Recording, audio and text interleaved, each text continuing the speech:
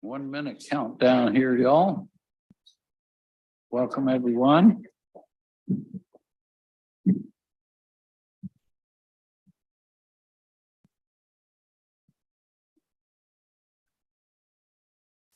All right, we're good to go. I'd like to call this December 20th meeting of the City Council of Charleston to order. Madam Clerk, would you please call the roll? Councilmember Gregg, Councilmember Shealy, Councilmember Saccharin, Councilmember Mitchell, Councilmember Brady, Councilmember Gregory, Councilmember Waring, Councilmember Seekings, Councilmember Shade, Councilmember Bowden, Councilmember Appel, Councilmember Parker, Mayor Tecklenburg. Here. Now, if y'all would like to join us, Councilmember Gregg is going to lead us in the invocation and pledge of allegiance.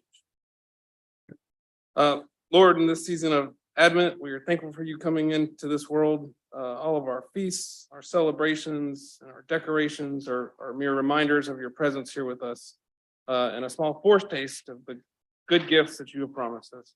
Lord, as the weather gets colder, we pray for those who are in need of clothing, food, and shelter, and they would receive the help that they need.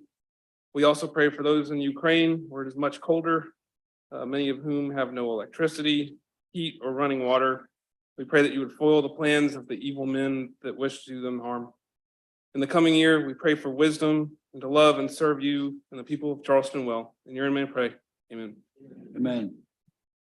Pledge allegiance to the flag of the United States of America, to the republic for which it stands, one nation under God, indivisible, with liberty and justice for all. Thank you. So council, we had no formal presentations for tonight, but if you will allow me a couple of announcements. First, we had Dr. Stephen Firestein drop by a poster that some kids made with the Kids Cancer Connection, who we have supported it in the past and will again next year. And they thanking City Council. I thought I would share this nice poster they made for us and drop by City Hall. Next, I'd just like to wish my personal happy Hanukkah and Merry Christmas to everyone. I'm ready for a great holiday season. I think we've been seeing one already this year. It was one of the many highlights yesterday was the dedication for 5 days of the giving machine by the Church of Jesus Christ of Latter-day Saints. Set this all up, and it's been around to 5 cities now, the last one being Charleston. And it's like a vending machine that you can go and make a charitable gift. It's the season of giving, right? And it's giving that we receive.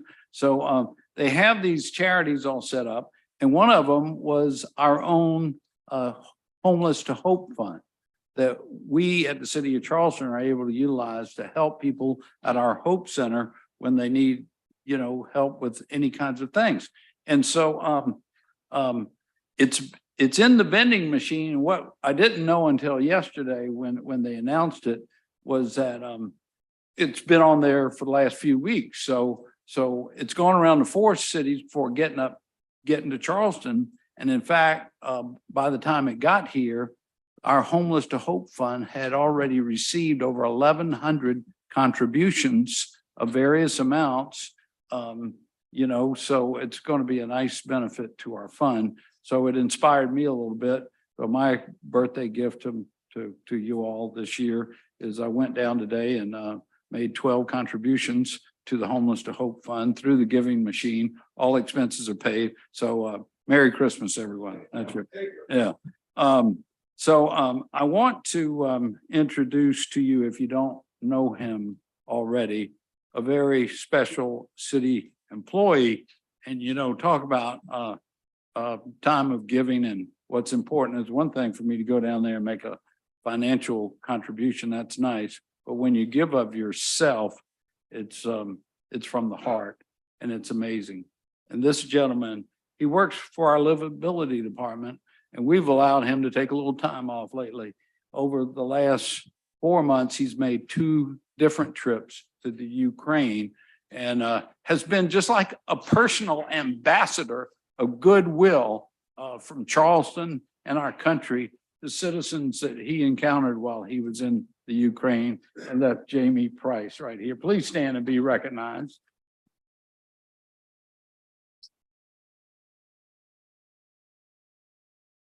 Thank you.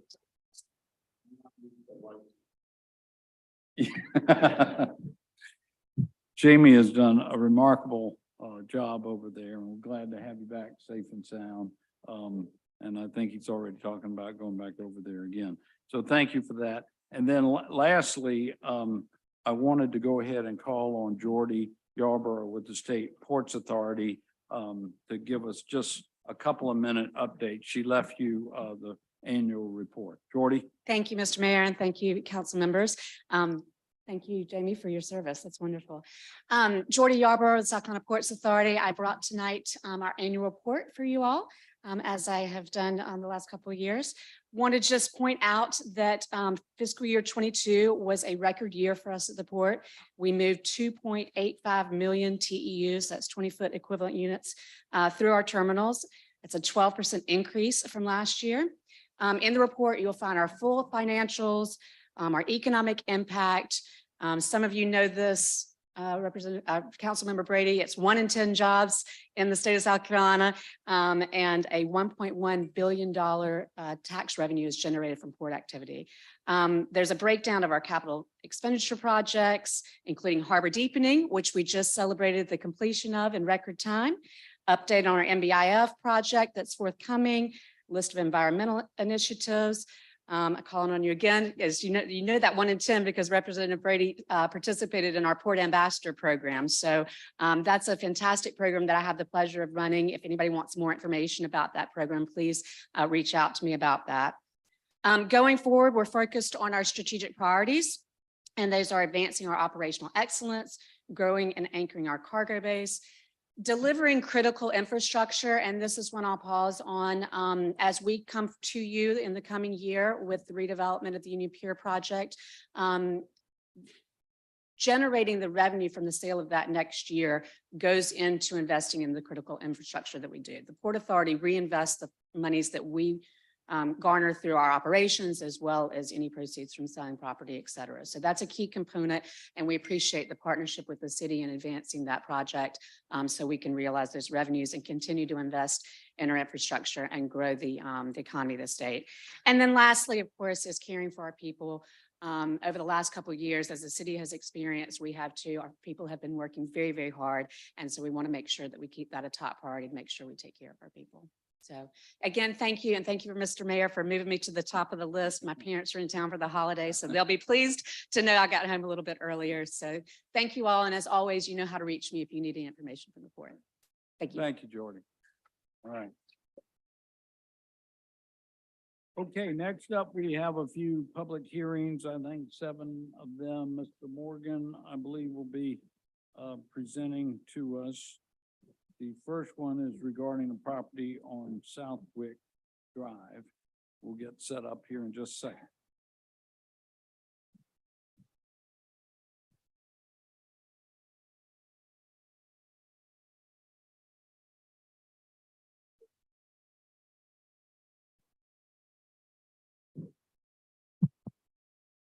Thank you, Mr. Mayor, members of council. Okay, starting with the property on Southwick Drive on Johns Island, the 60 acres. We have an image here for you. You all have these in your packages too. Is it here? Yeah.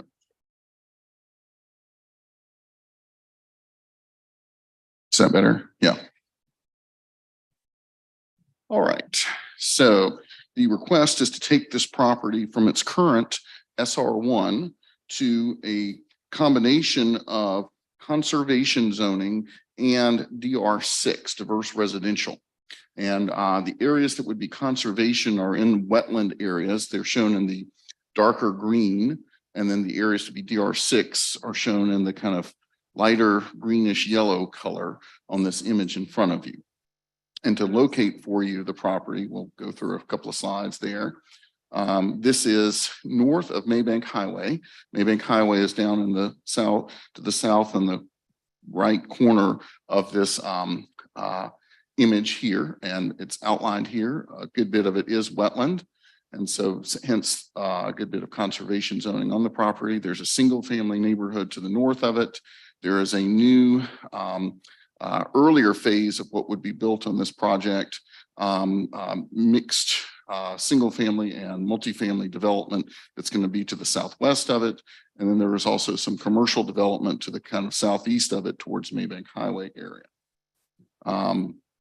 In our comprehensive plan that was adopted last year, it's shown as designated for both suburban development and then the areas that are designated as natural wetland to remain wetland, and hence again the conservation recommendation or the conservation request as part of the zoning request.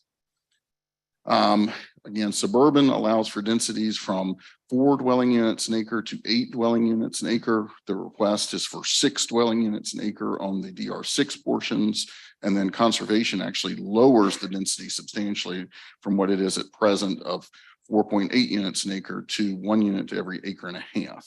So that is a dramatic drop for the conservation areas of the property. And just comparison between the SR1 and the DR6, you can do multifamily. In this case, they can do townhouses, and they can have up to 6 units an acre on the property.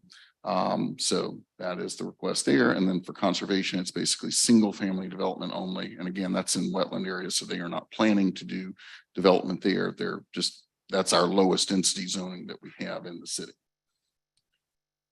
And then this is a very important image showing this property. It shows that it is the areas of it that are highland are from 19 to 25 feet in elevation. So again, some of the higher elevation in the city actually. And you might remember when our water plan team was here speaking to you all, I guess it was 8 weeks ago, they actually pointed to this area of Johns Island and said, this is where more density should go. This is an area that, you know, obviously you want to protect the wetlands, but where you've got the higher areas here adjacent to the wetlands, this is an appropriate place for density.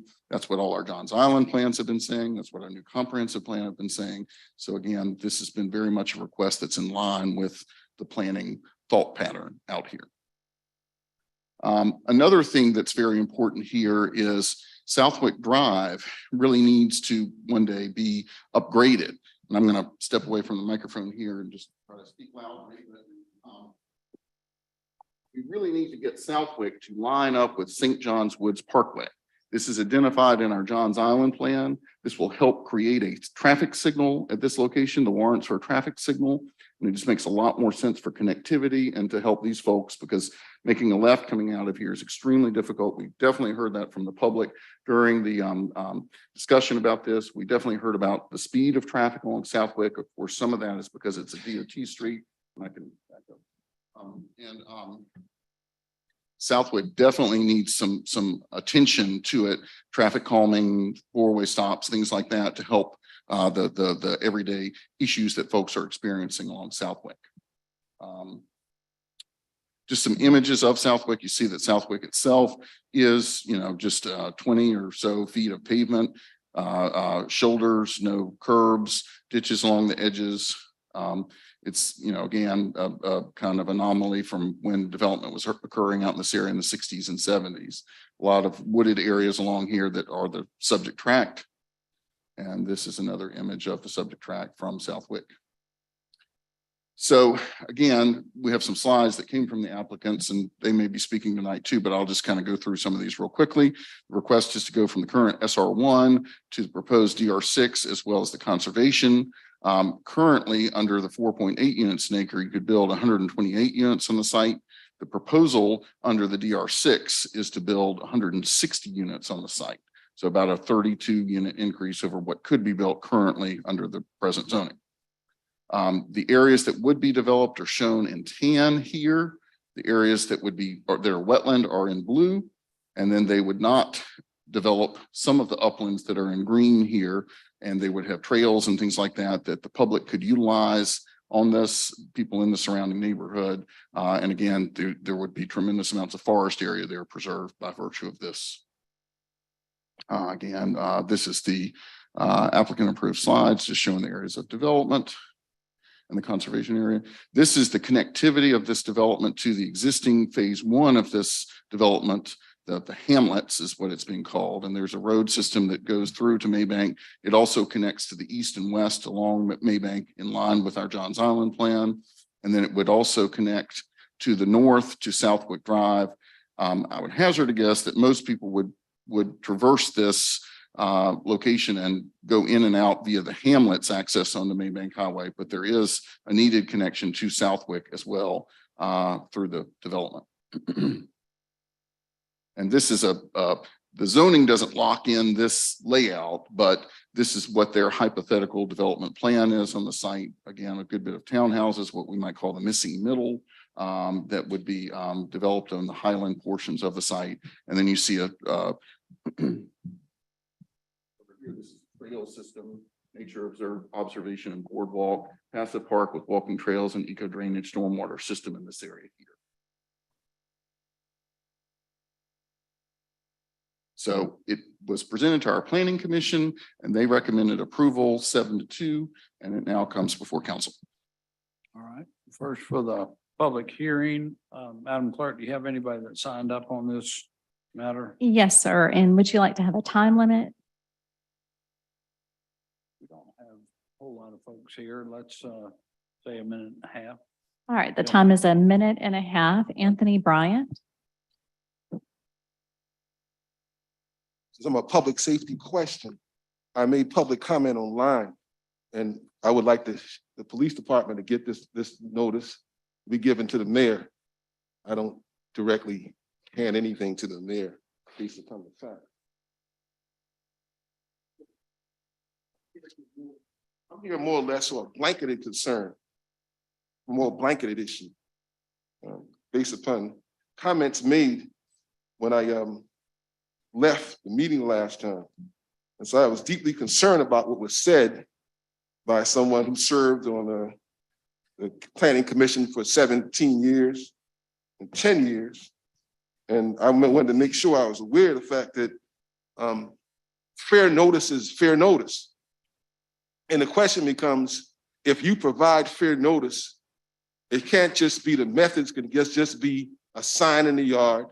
It can't just be online. It can't just be that way anymore, because you got people on television talking about they have concerns and issues. Maybe the method of providing fair notice can be improved. The method of fair notice is a question. And when the plan unit development came the last time, the county did not get any notice. The issue was the notice that wasn't provided to the county. But when 526 came, you're all in the county, you all in the county building, left and right, getting your 526 money. If you're gonna get the same level of attention for Time. 526, you need to give to these residents in our communities. Thank you, sir. Mohammed Idris. George Elias.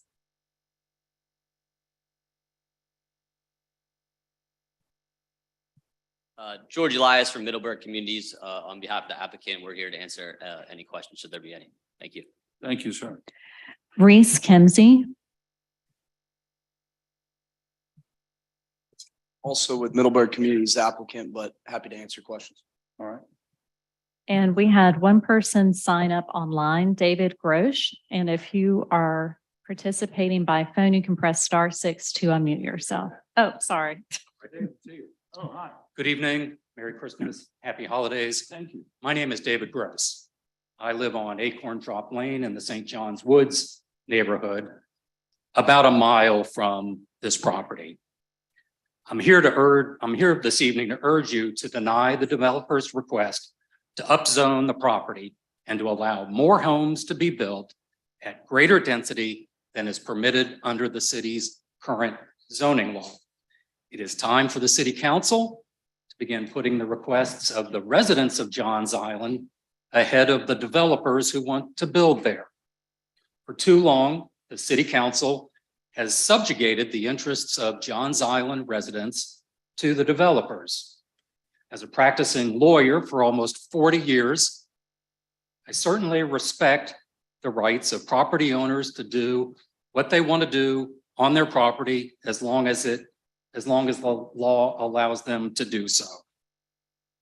Currently, the law does not allow this owner to do what it's requesting to do. I'm not against development just to be opposed to development. I'm opposed to development without infrastructure. I oppose the developer's plan because Johns Island is now at a breaking point. It is utterly lacking in the basic infrastructure that's needed to support discretionary incremental development that's not permitted Time. under current law. Thank you, sir. And those were all the speakers we had Would signed up. anyone else like to be heard on this matter? Seeing none, it goes to council. Councilmember Brady. Yes, thank you, Mr. Mayor. So Christopher, would you be able to speak to if the developer wanted to do a conservation development, what would that look like on that property under SR1 zoning? So that could happen, and you can do townhouses in a conservation development under SR1. You would have to have, I believe it's 10% of those as affordable. I'd have to go back and look at the zoning ordinance to see if it's 10% or 15% of those as affordable units. But you could have a development like that that would have more utilization of the highland like they are proposing here. So am I correct in assuming then that the density that's being requested could be done by right if they wanted to do a conservation development? Well, the market rate units would have to stop at the 4.8 units an acre, but affordable units, and of course that 10% to 15% that's required wouldn't count towards that overall total. So I would like to ask for this item to be deferred tonight and allow the developer to come back with, because one of the things that was not presented was any type of affordability on the property. We heard about the missing middle and the attainable housing, but I would like to ask for a little additional time for the developer to go back and potentially bring us a proposal that would have an affordable component, whether it's under SR1 or on the upzoning request for DR6. All right. Any discussion on that? Yeah, Councilmember Shade.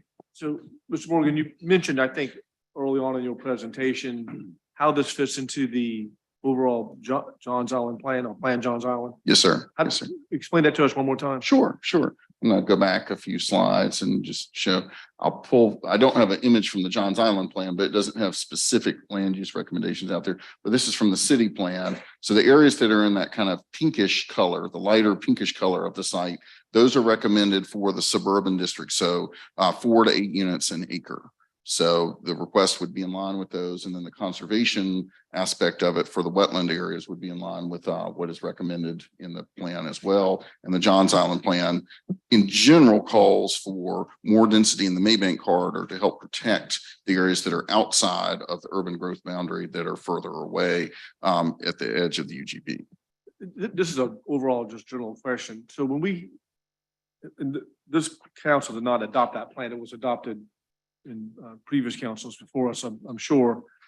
When we have these plans and it calls for these types of adjustments to existing zoning ordinances and zoning of particular parcels, why don't we change those as the plan is being adopted?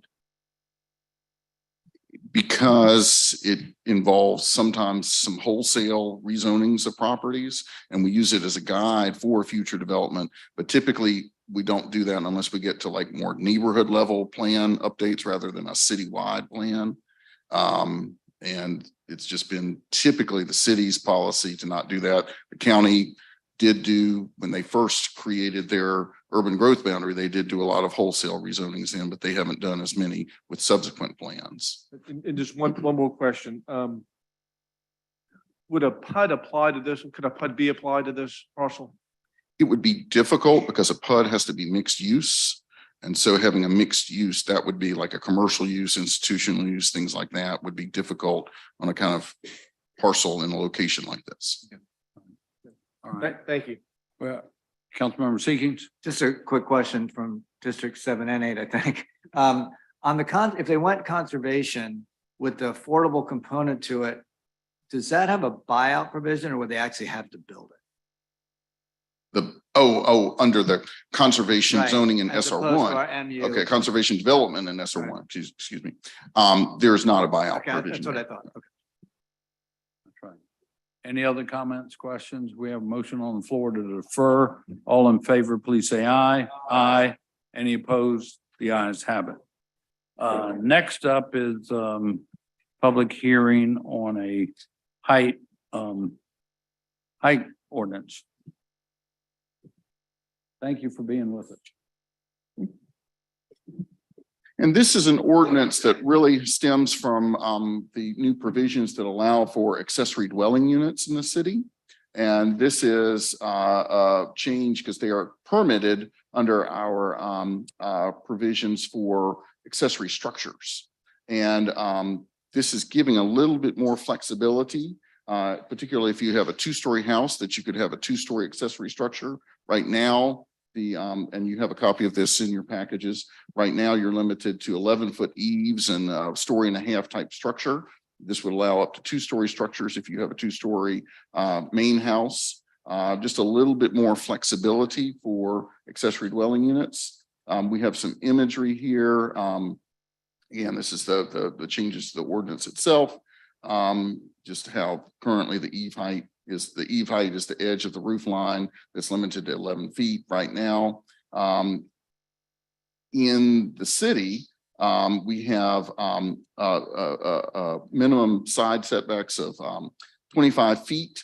And so what the exceptions end up doing is making it impossible for properties under the SR1 or SR zoning to do the accessory dwelling units.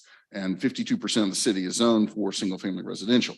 So we end up with very limited ability to have accessory dwelling units without this height change. And essentially what it would do is allow 1.5 story structures to be up to 2 stories and the maximum eave height to move from 11 feet to 24 feet. And then there are precedents in the city. We went out and took a few pictures. These are things that were permitted before we had accessory dwelling units. They were typically permitted via variances, things like that, or even may have predated zoning. But you see here how you have a 2-story structure behind 2-story structure. Here you have a 1.5 story structure on the right behind a 1.5 story structure. And then Riverland Terrace, it looks like these are 2-story structures behind 1.5 story structures. So these have been built in certain locations in the city that are, still viewed as desirable, attractive locations, things like that. And from a staff standpoint, we felt it was an appropriate change to make, and it did go through the CD committee as well. All right. Would anyone like to be heard on this matter? Yes, sir. This is my actual statement I wrote. After Charleston County Consolidated Schools, this is about my name, retained the legal services of former federal judge Margaret Seymour. My speech in assembly has been qualified via public access court electronic records. To this fact, the city of Charleston provide fair notice to all by this recommendation. What methods was used to ensure the standard of fair notice was achieved? Does any council member have received or have to his or herself from this vote, have to recuse themselves from this vote, excuse me. Due to conflict of interest, is the applicant receiving any in lieu of taxes under economic development? By approving the applicants would have impact on flooding, planning, budgeting, programming, and evaluation systems. Does applicant receive any CARES Act, ARPA funding? For there was no public hearing due to being a congressional emergency measure. That's a standard comment I'm making tonight on every last one of these zonings. So that's from 2 to what's left? 2 to 6. 2 to 7. That's my standard comment from 2 to 6 in the interest of time based on Robert rules. Thank you, sir. Would anyone else like to be heard on this matter? Seeing none, it comes to council. I have a motion to approve. Did we get a second? Any discussion? All in favor, please say aye. Any opposed now for third reading and ratification? All right. All in favor, please say aye. Any opposed? The ayes have it. Mr. Morgan. Okay, now we've got some zonings for you. These relate to upcoming or recent annexations. The first 2 are in the Berkeley County area in the Upper Kenhoy Peninsula. The first one is 638 Tewksbury Farm Road and a portion of two adjacent parcels on Tewksbury Farm Road in Cainhoy, approximately 10.32 acres. And it's a request for SR1 in this location, and I'll locate it for you here. Again, it's 10 acres. It is to the rear of a existing PUD that is along 41 right near the bridge that crosses the Wando River. It was R1R under Berkeley County. Here it is in our comprehensive plan. This is in Suburban Edge, which typically calls for not more than 4 units an acre. SR1 is 4.8, but this coupled with the next request that's adjacent, it still keeps the overall densities in line with the comprehensive plan. So we have been supportive of that. And the Suburban Edge, 1 to 4 units an acre, it talks about it right there. And just some imagery of the property there at Highway 41, undeveloped at present. Planning Commission did recommend approval of this with an 8-0 vote. Great. Do you mind going ahead? Sure. If council places to take 4 together with it. Okay, absolutely. Yeah. All right. And then the next one is adjacent to that one. It's at 715 Yopon Drive and 2682 Highway 41 in Cainhoy. It's a 5.71 acre parcel. And this would have a DR12 category. So that does allow for diverse types of housing, such as townhouses. You'll see that to the west, parcels, these are already townhouses that have been built in the city. And then you've got general business across the street. And I'll show you some slides here that show there's a commercial operation on the property at present. So it does line on Highway 41. And here's an aerial image of the property. It has vehicle storage for an auto facility that does auto repair. So pretty much the whole site has been incorporated for vehicle use at present. And this would shift over to the ability to build townhouses there instead. And it is in our plan as neighborhood edge, which does have more density associated with it, up to 20 units an acre. And it is along Highway 41. And there's the neighborhood edge description. And here's the current property from the street view. And Planning Commission did recommend approval of the DR12 for this property, 8-0. Right. Would anybody like to be heard on number 3 and 4? The standing comment from Mr. Bryant. Anyone else? All right, they come to council. For 3 and 4 together? Yes, all right. Any discussion?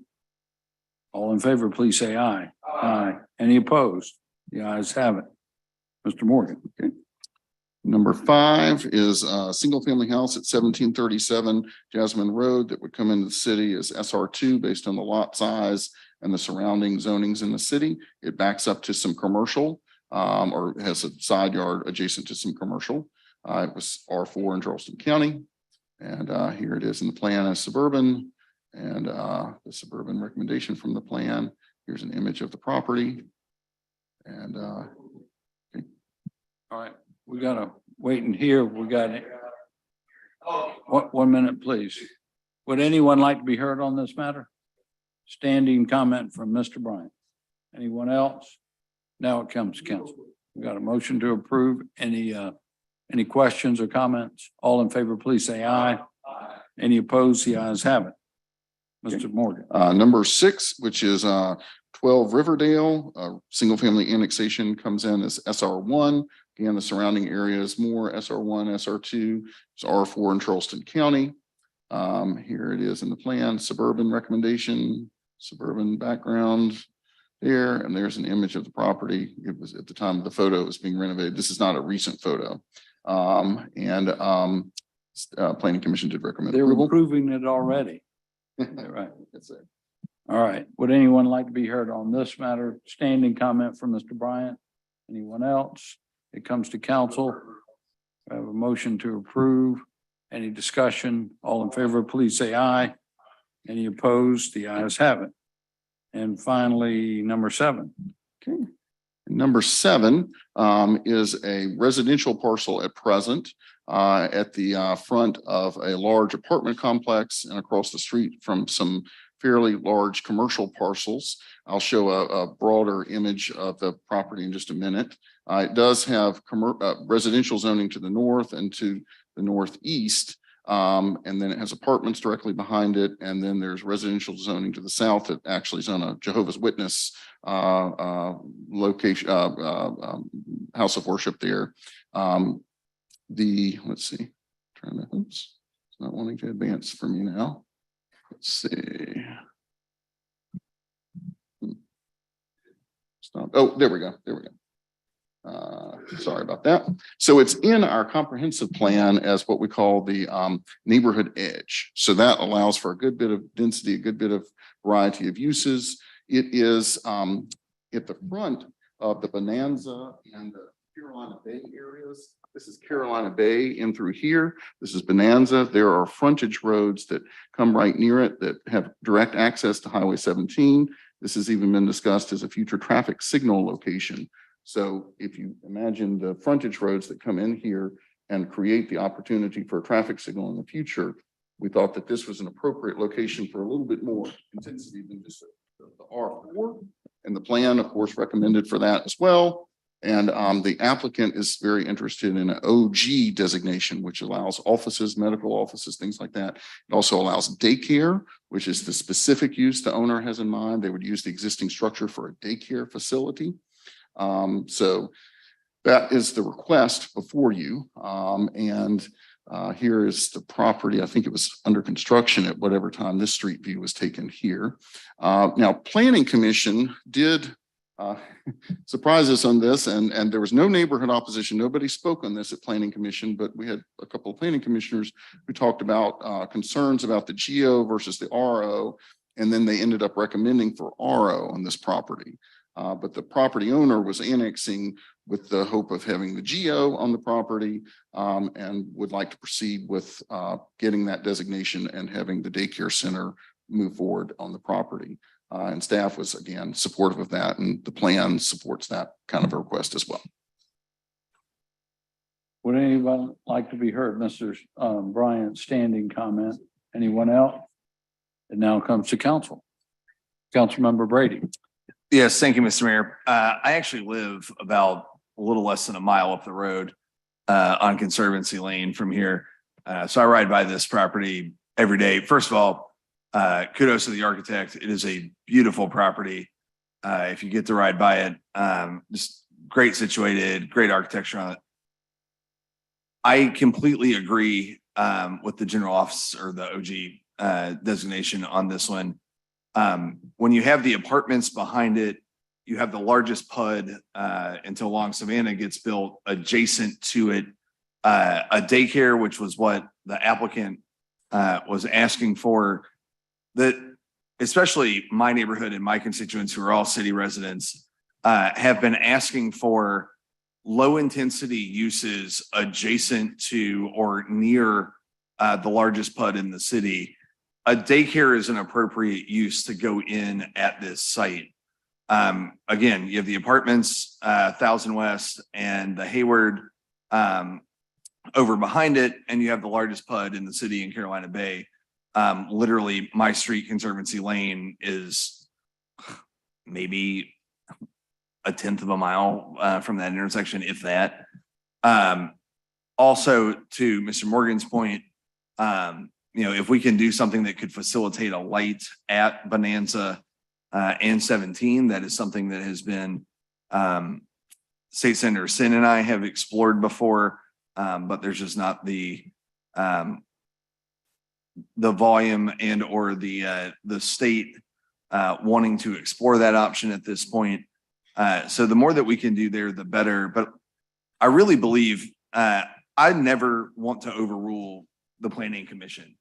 But in this instance, and I think Councilmember Waring has talked about this before, we really have to listen to what our constituents are saying. And, I can speak for just because I see people out walking the dog and at the dog park in Carolina Bay, they want low intense uses, but they want something that would be of benefit to the neighborhood. And with the amount of young families and young children, I really, really believe that a daycare in this site would be good.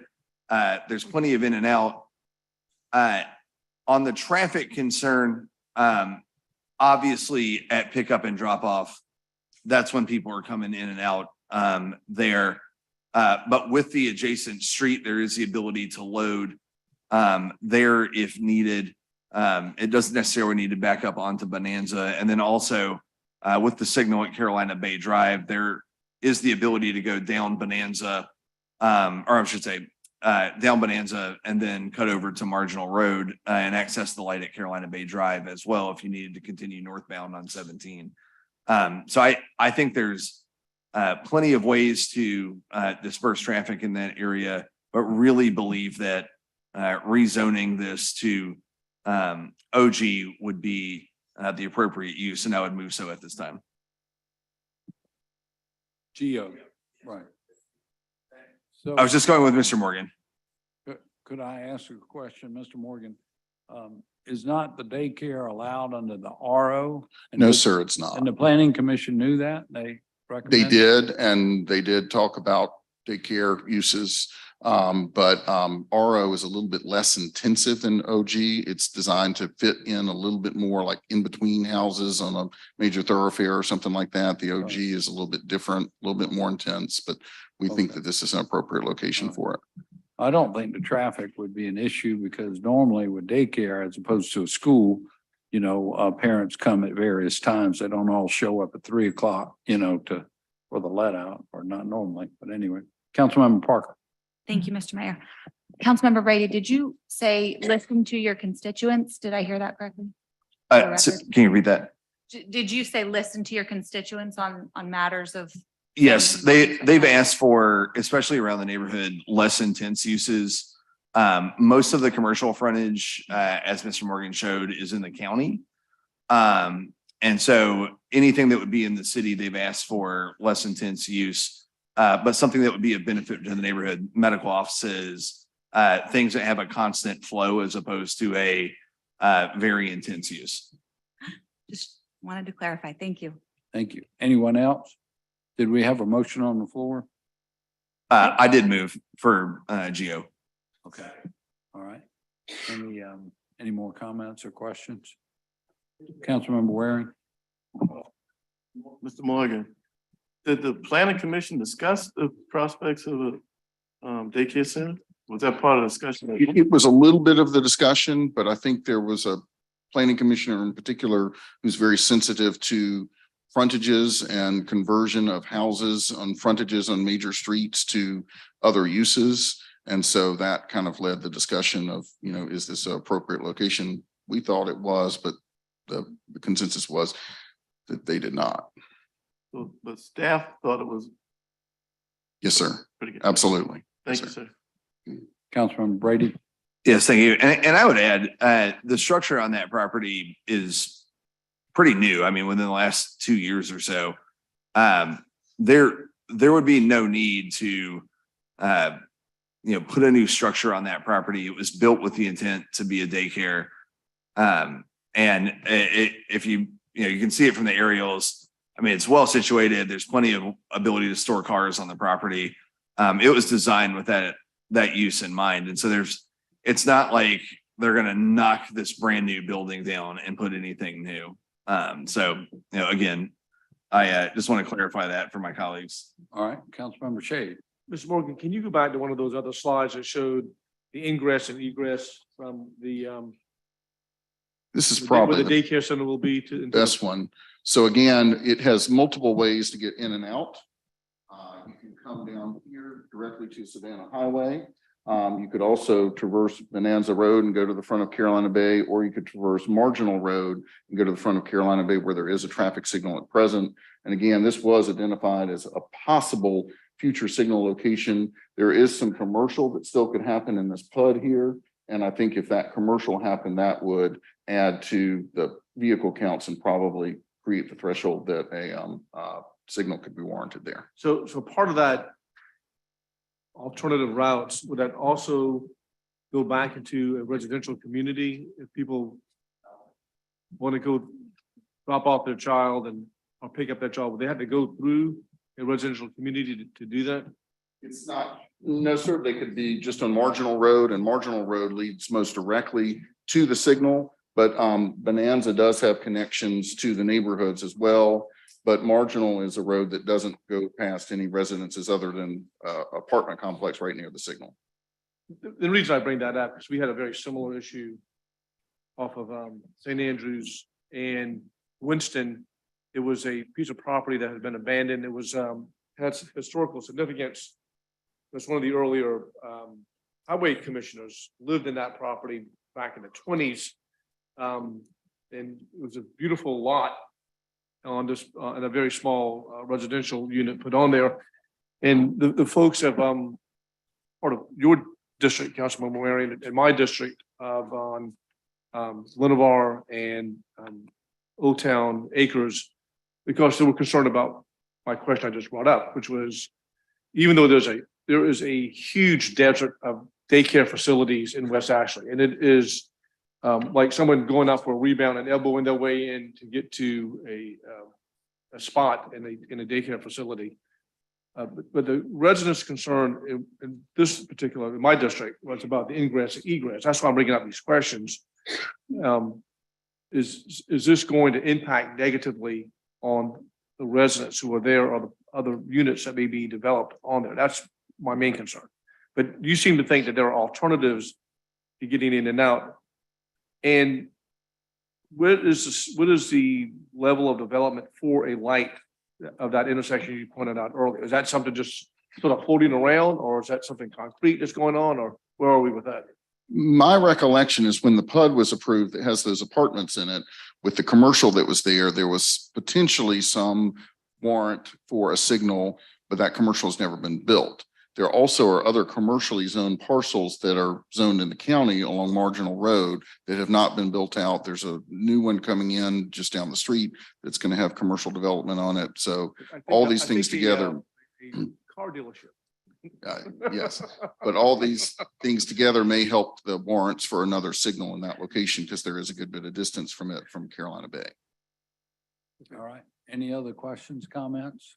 We have a motion to approve GO zoning. All in favor, please say aye. Any opposed? The ayes have it. All right. Next up is our approval of city council minutes from November 22nd. Any additions, deletions, corrections? Hearing none. All in favor, please say aye. Any opposed? The ayes have it. Next up is our citizens participation period. And Madam Clerk, if you would help lead us, that would be terrific. And what is the time limit? All right, the time is 90 seconds. Anthony Bryant. Your direct lobbyist you have will be going to the Senate, and he will be talking to the Senate. Margaret G. Seymour was a reporter recommendation on my Bryant versus Department of Education with the Supreme Court in protest because of the Violent Crime Control and Law Enforcement Act of 1994 and titles that impacted our community for close to 50 years. Author was Senator Joe Biden, signed by Bill Clinton, established the first what I would call brown paper bag test. Read Otis Graham. Otis Graham talks about the brown paper bag test, and these African Americans who will refer you and sell you down the river to the feds. If you white, read Otis Graham's book, Our Kind of People. I ain't their kind of people. I'm too dark. Okay, I'm too dark and I think too black. So they sold me down the river, in the state Senate, in the House, in Congress, because I want to see Joe Biden live up to his promise in dealing with these issues in our community that are taking our votes and throwing it down the river. Governor Massey by 11%. Larry, if you're going to lose for 20 years you lose. Every election for 20 years, and you're going to still vote for somebody to lose all the time? Something wrong with you not to vote in this state. And so let them know that. I voted for Senator Scott. We've been friends for many, many years. I ain't seen Senator Scott in 13 years. But Senator Scott's free. That's why I like him. He's a free black man. Muhammad Idris.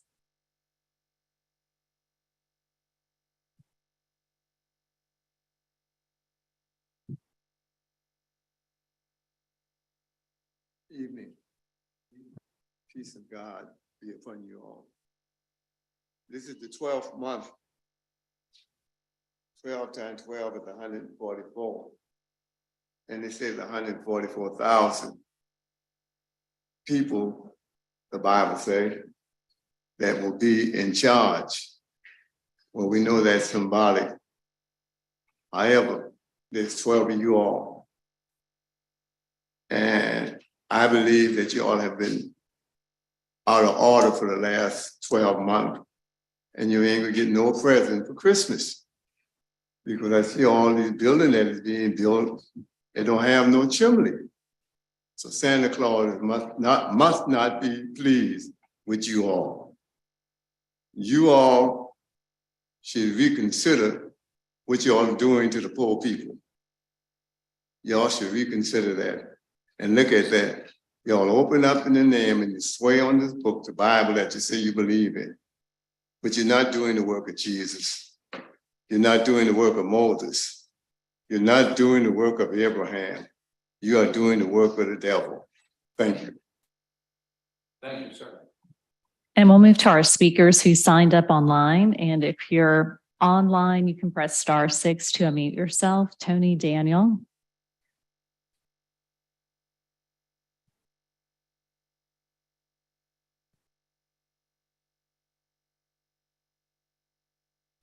Good afternoon, Mayor. 2 years I've been coming in front of you. Some of these speakers, I don't know what they want. I know what I want. I want the roads complied with the law and ruling of City Council. City Council said we are not closing or abandoning the roads. Despite what a council member says, trees in the middle of the road means it's closed. No traffic can go through there. It's closed. I was told there'd be a traffic study. After the results of the traffic study, 800% more traffic on my road than on any other roads in the neighborhood. 40 times the number of speeders. One speeder going over 45 miles an hour in a 200-foot zone. Almost impossible to do. And what has happened about it? Nothing. What is my representative that's supposed to be helping me done? Well, let's see. He called me names online. He disparaged disabled veterans online with the video I showed. He made all kinds of comments. You know, where's my representation? We pay taxes, just paid the taxes on the house. When am I going to get a benefit? When are you going to apply the law equally and fairly? And the law says you can't close a road without a city council order or a court order, and neither one exists. Mr. Seekings asked during our meeting, was the city council order legal? Of course it was. It said we're not closing the road. That was the legal part. So how many years am I going to have to keep coming back and back and back? When are you going to provide some relief for my father? A longtime citizen of Charleston. Time. Thank you. Abraham Kimmerlin. And if you're online, you can press *6.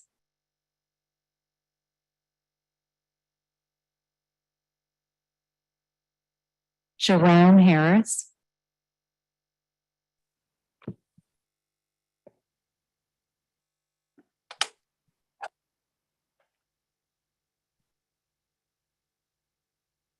Rita Kazurskis.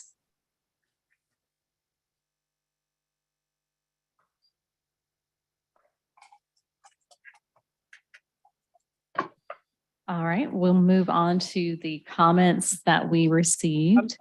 Zach Bissey said City Council should follow through on its planned expansion of the Petty Gap program as it created sustainable long-term growth dispersed across community stakeholders. A citizen stated it was disgusting to allow a large Confederate flag on the Battery every weekend and allow open carry of a firearm during a permitted event, as the man carrying the gun had assaulted an African-American man. This was not the first time something like this had happened, and the group should have their permit revoked due to violations. A citizen stated he had been assaulted on the Battery in front of police with 4 witnesses, and the assaulter had displayed his weapon. When he reported it to a police captain, he told him he had not witnessed the assault. When he reported it to other police at the scene, he was told if he himself was carrying and assaulted someone, he would have been arrested. He said the offender was allowed to go home and the police had handled the situation poorly. A citizen complained about flags across the South. and said they had committed assault, threatened premeditated violence, and harassed counter protesters, yet they were still issued permits. One of their members had carried a firearm in a permitted area and nothing was done. She said they had warned the city repeatedly about the public safety issues surrounding the group. She said they were going to hurt someone and the city would be held responsible. A citizen voiced her concern that the city had done nothing to stop the flying of the Confederate flag at the Battery each weekend. She said the flag was a symbol of hatred and white supremacy, and she was shocked that the permits continued to be approved. Walter Daniel asked if the roads on Fairway Drive and Frampton were legally closed. He said no, and none of the requirements to close a road were met. We received 17 comments by phone voicing concerns about the offensiveness of the Confederate flag being flown at the Battery and protesters carrying weapons, which was not allowed, in addition to threatening counter protesters. And those were all the comments we received. And I think Mr. Harris is ready and online. We called him earlier. Mr. Harris? Can you hear me? Yes, We sir. can. Yes, sir. Good evening. As Vice Chair or Co-Chair of the Human Affairs and Racial Conciliation Commission, I want to make the council aware that the commission has completed the progress report. I believe the clerk has placed that on your desk. We are asking and we're anticipating a conversation or discussion or presentation to the council at a meeting in January. I would suggest or request that the council review the report.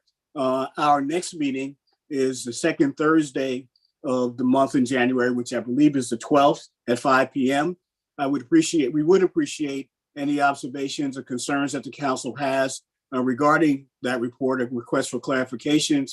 If you could provide those to us at that time, would allow us to prepare for the meeting on the 12th.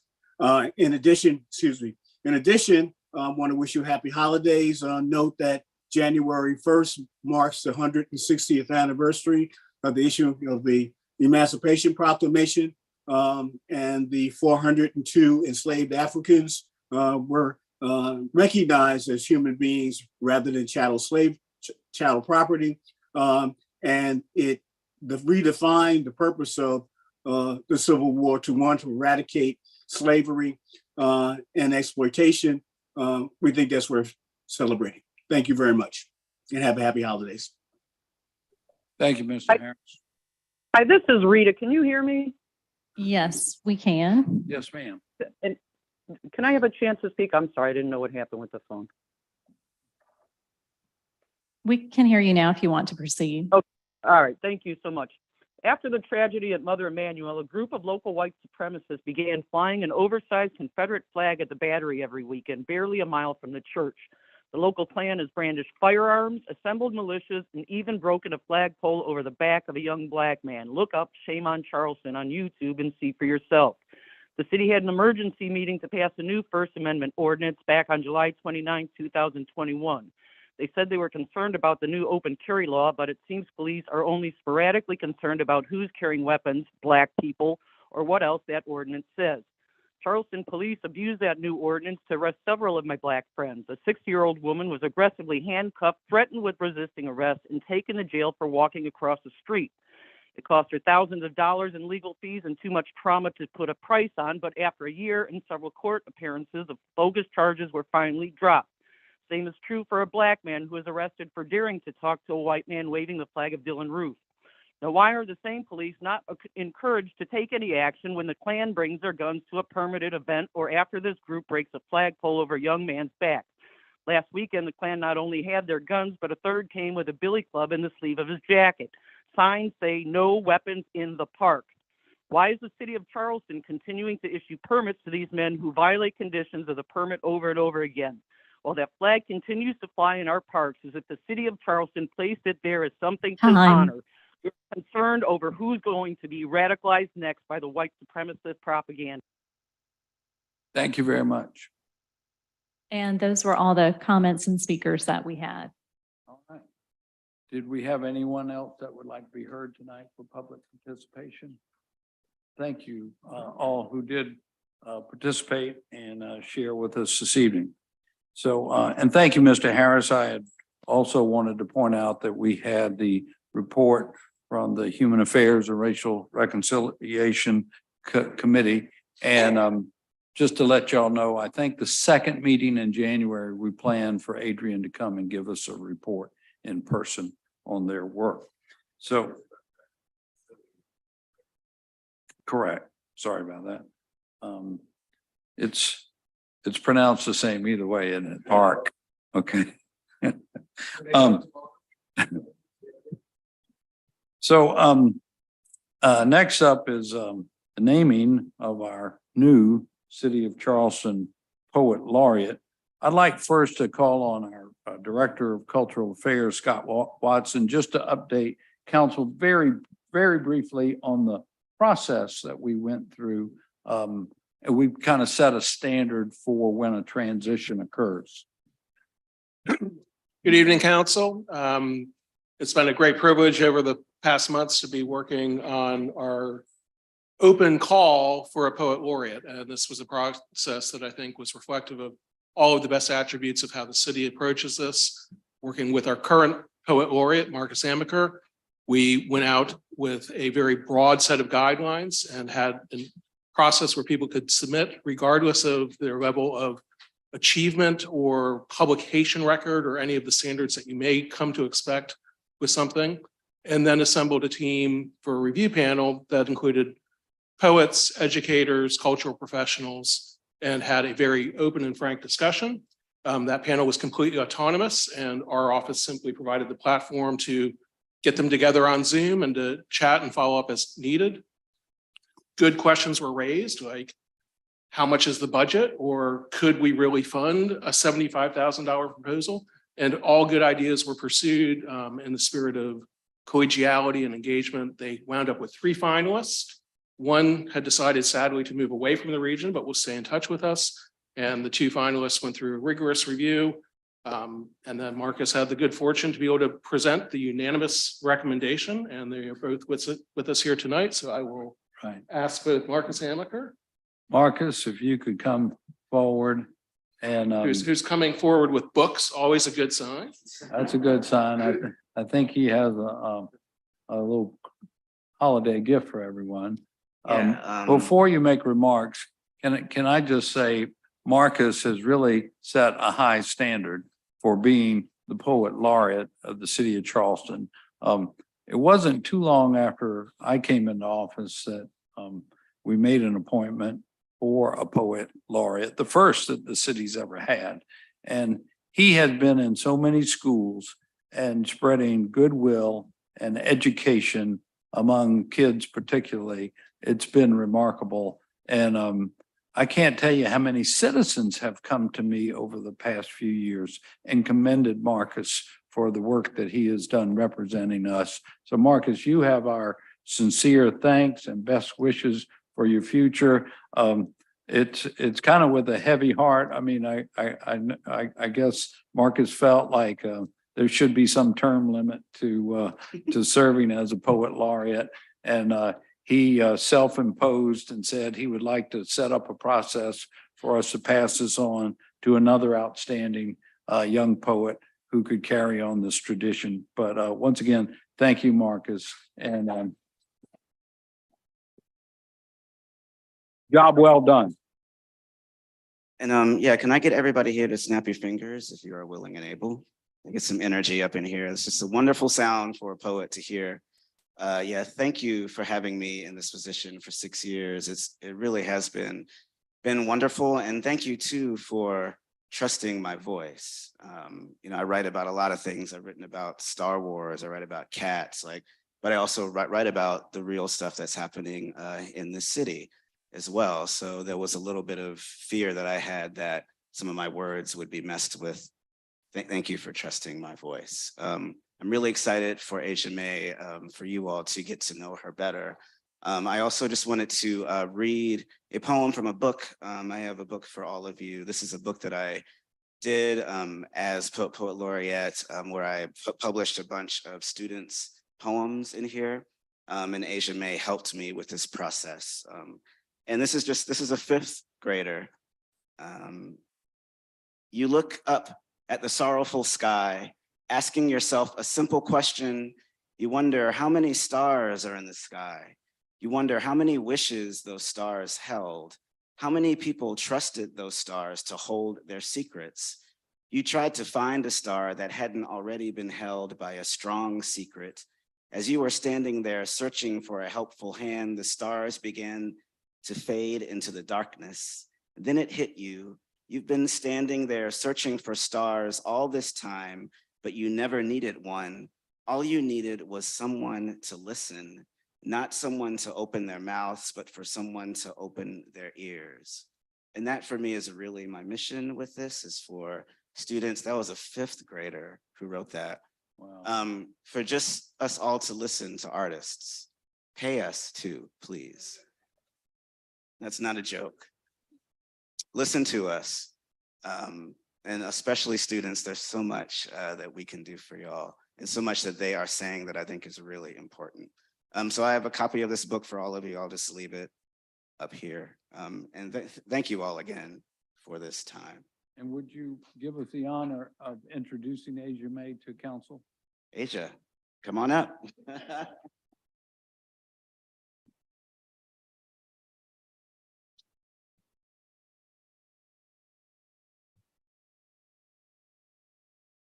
Hi, y'all. I don't know, which way am I supposed to stand and turn? I just talk to y'all. Can y'all hear me okay? All right, thank you. I did not prepare a 30-minute poem, but I did prepare a couple of words. First, I'd like to say thank you to the city. I'm extremely humbled and overwhelmed. Thank you to the committee who chose me. Marcus, I thank you for that push, for your constant friendship and mentorship, and all that you've done for the poetry community. You are a tough act to follow, but I accept. To my community, y'all may have seen, but those are my people, all back here. And this is the community that I write to, for, with, and about. You know my work and my heart. Hold me accountable. Hold this city accountable. This is only a continuation of everything that I've done in this city. It's on Google. You can, I'm everywhere. And I love that because I love this city. And it's important to me that artists can live here and thrive here and not just struggle and survive. I will always be a people's poet. And I only hope to continue to use my voice, my words, and my platform to create space for innovation and creation, to be of service through the arts, and to make those people and my mama proud. So let's get to work. Welcome. Thank you, Adrian. We look forward to working with you and seeing the work that you will do with kids in our city over the next few years. Thank you. Mr. Mayor. Yes, Councilmember Shades. Before Scott leaves us, I just want to recognize that we've had a series of events this past month and through the Cultural Affairs Office, and that was a lot of work, Scott. And I just want to say thank you for all the things that were put together for the holiday season.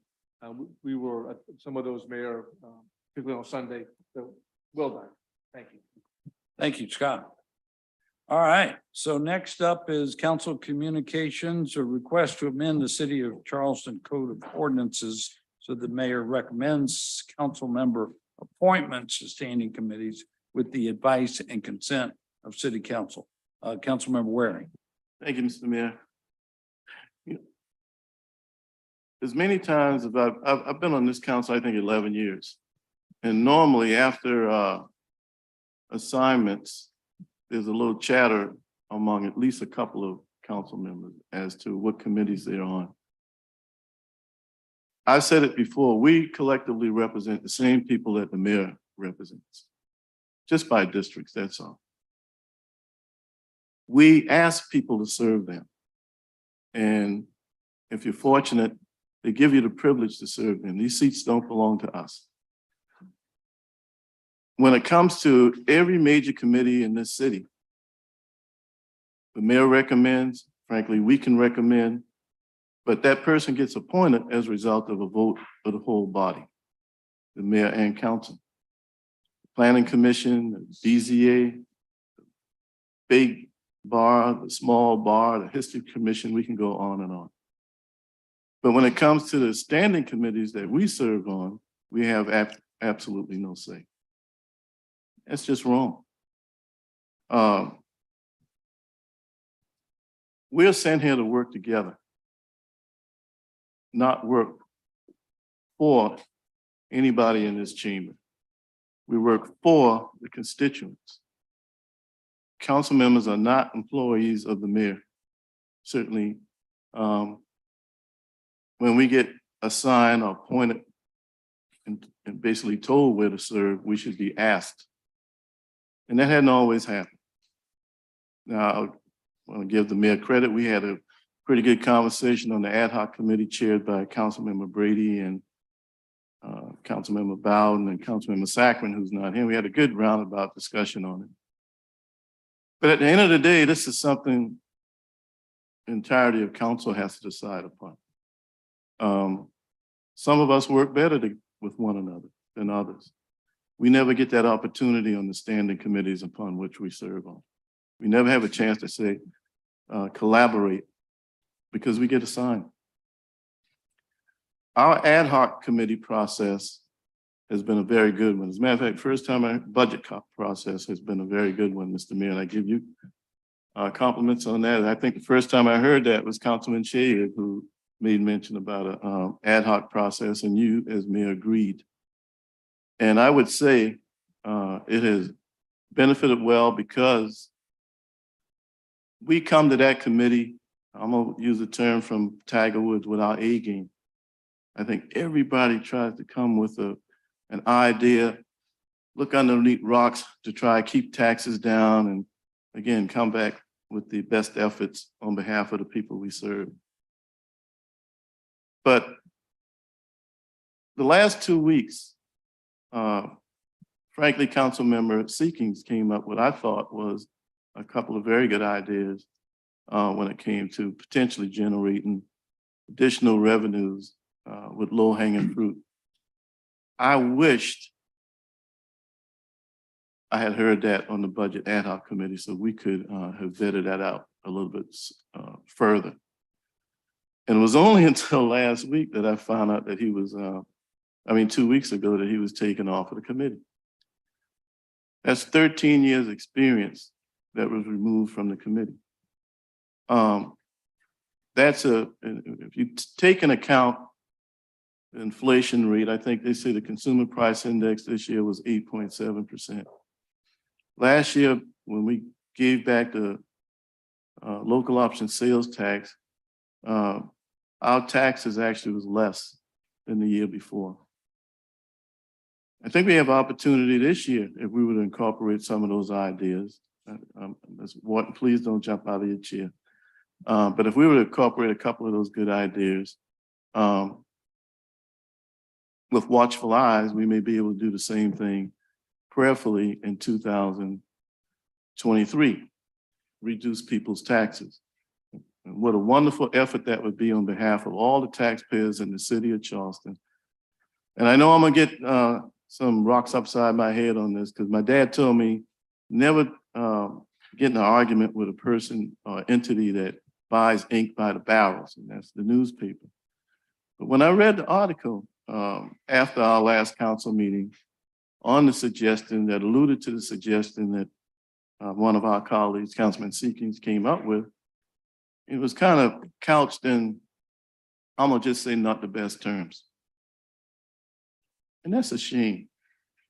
When you come and try to come with your best efforts to try to budget in a fiscally reasonable way, and it's taken out of context. Now, he didn't say anything to me about that article. I read that. As a matter of fact, I called Councilman Gregory as well as Councilman Shealy. I might have talked to one or two, I think a couple other councilmen about it. But our whole role here, all 13 of us are supposed to come with whether it's best that's going to net be in the best interest of the people that we're proud to serve. And right now, the process can be improved. Has the mayor put forth his best efforts? I'd say he has. As a matter of fact, I think he has told me that.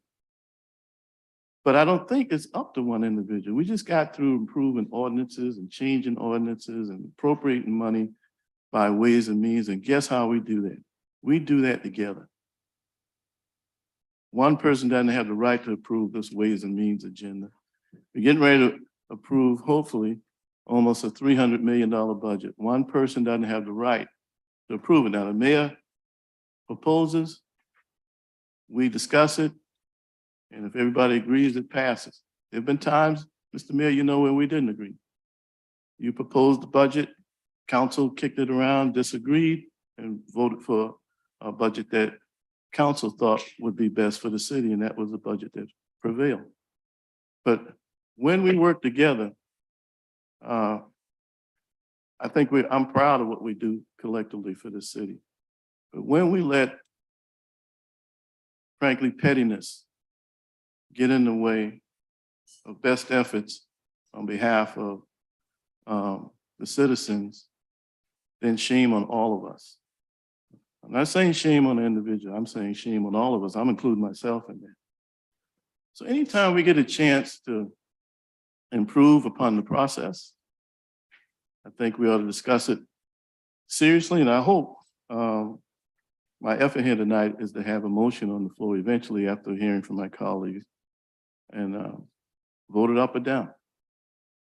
There was another suggestion that came up at the last meeting. I was unfamiliar with it after, again, being on council 11 years. I didn't realize that until Councilman Gregg made mention that the people in Berkeley County pay a little bit higher tax than the people in Charleston County. Now, again, we put a man on the moon and brought him back safely. This country said, you know what, we're gonna do it again. There's got to be a way to at least take that subject. We shouldn't have to have a symbolic vote of, as Councilman Gregg did and said, you know, I'm voting against the budget because it's unfair. I'm paraphrasing. The people in Berkeley County are paying a slightly higher millage than the people in Charleston. Well, we got a way, if we can pick people on the moon and bring them back, I'm convinced there's a way to be able to work that out. And if we try and the law says we can't do it, it won't be because of best efforts. So the process of bringing information to the floor from time to time, yeah, it causes us to put in a little bit of overtime, but at the end of the day, it's in the best interest of the citizens. So this is why I'm actually bringing this forth. A couple of good ideas. I had the pleasure of working with Councilman Seekins, how many, 6 or 7 years on that budget ad hoc committee. And anybody who's had the pleasure to serve on it, or anybody who can sign in, and everybody can sign in, there was a time where we went into executive session. Councilwoman Parker was on it, on the meeting, had signed in, and she wasn't included on the executive session. There's anything that takes place in the executive session that all 12 council members and the mayor aren't privileged to know. I think that was a mistake. I think we will prove upon that going forward. But again, when it comes to the process that I'm recommending, the mayor would recommend, and with the advice and consent and discussions with council, these standing committees would go forward. So, Mr. Mayor, I'd like to hear from my colleagues on it. Thank you. Yes, that's convenient because your 10 minutes was just up. But thank you. Comments from fellow council members, anyone? Councilmember Shea. So I presume this is something that would have to be done by ordinance change. Yeah, so what ordinance number are we looking at? 249, 2-49, I believe. You have it in front of you by any chance? I didn't mean to put you on the spot.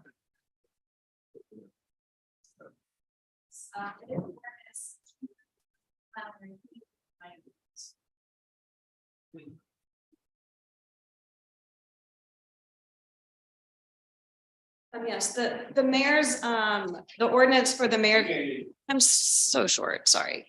It's ordinance section 2-49, that's the mayor's ability to appoint for the standing committees.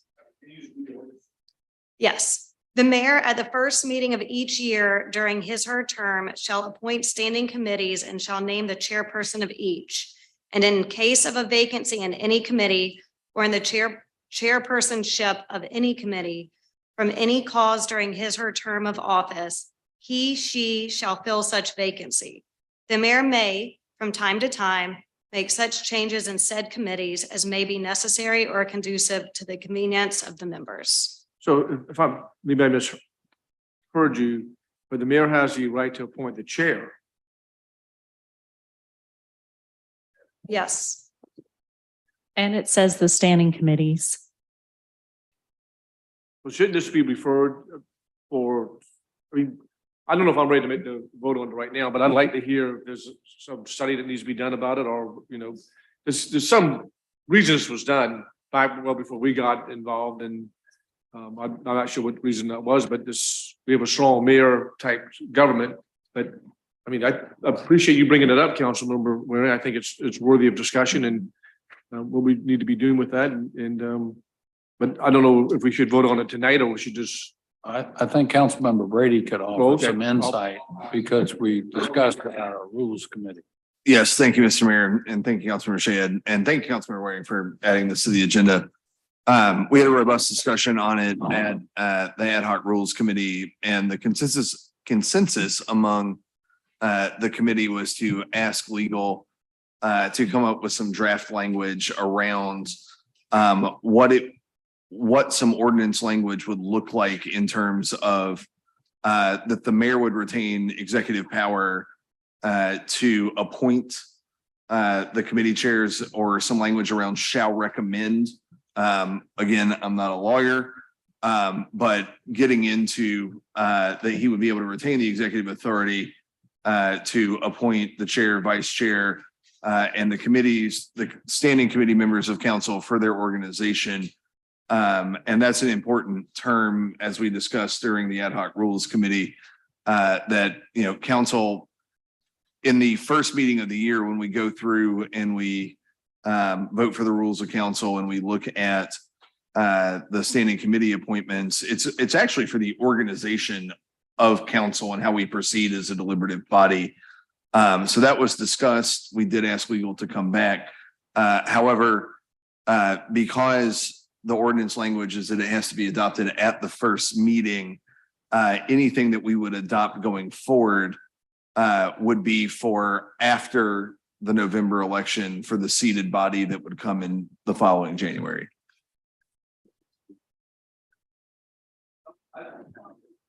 You know, and the reason I think this is worthy of discussion, Councilman Ware, and I really do appreciate you bringing it up, but there's all the, I mean, the mayor's appointments, I think, have been very conscientious over time.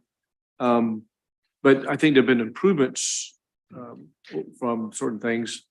But I can see the need for balance so that we're making sure that all of our appointments are parsed out so that everybody has an equal burden or responsibility, and not overwhelmed with committee appointments. And that the chairmanships are done that way as well.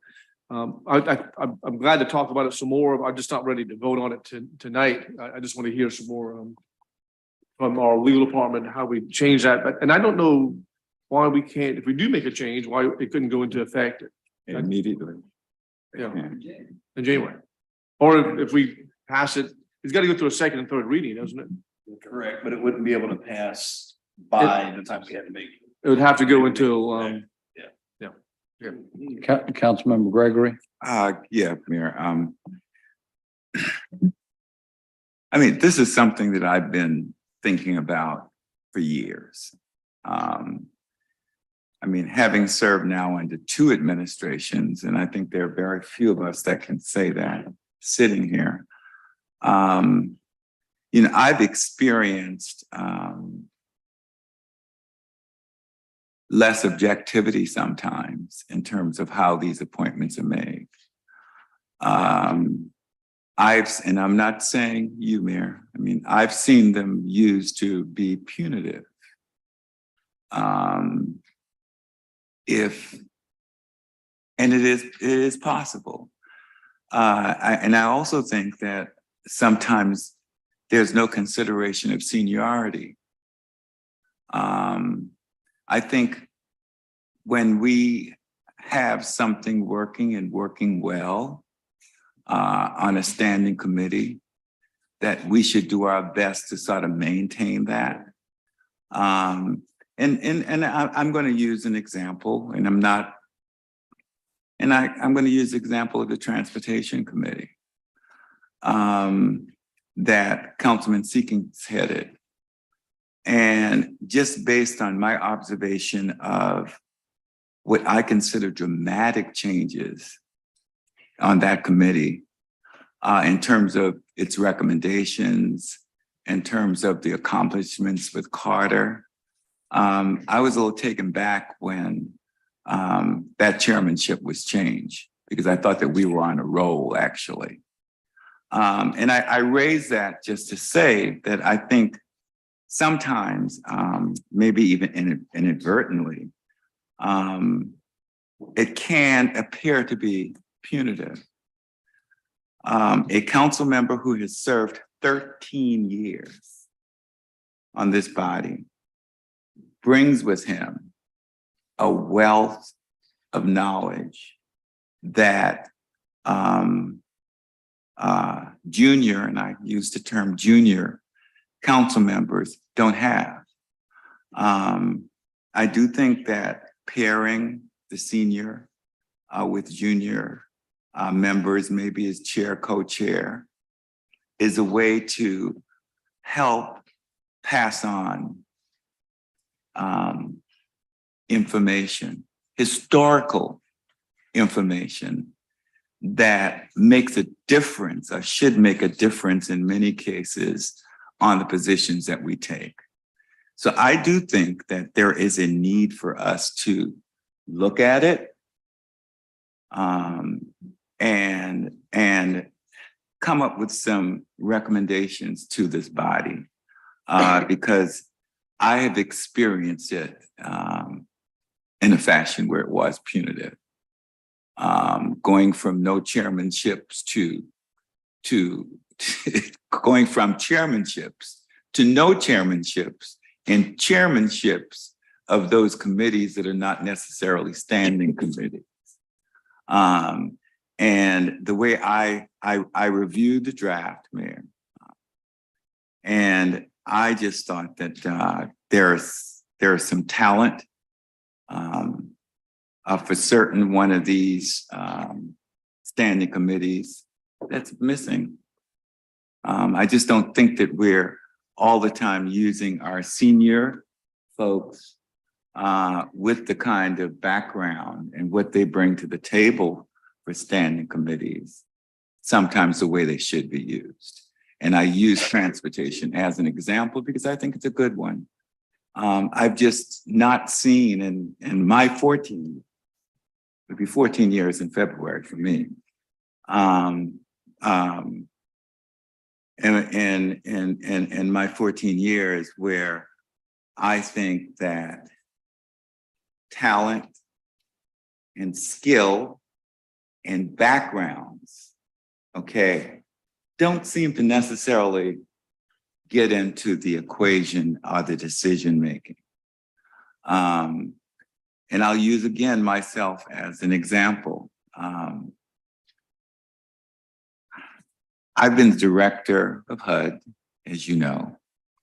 All the community development and housing programs that this city deals with are things that I funded when I was a manager.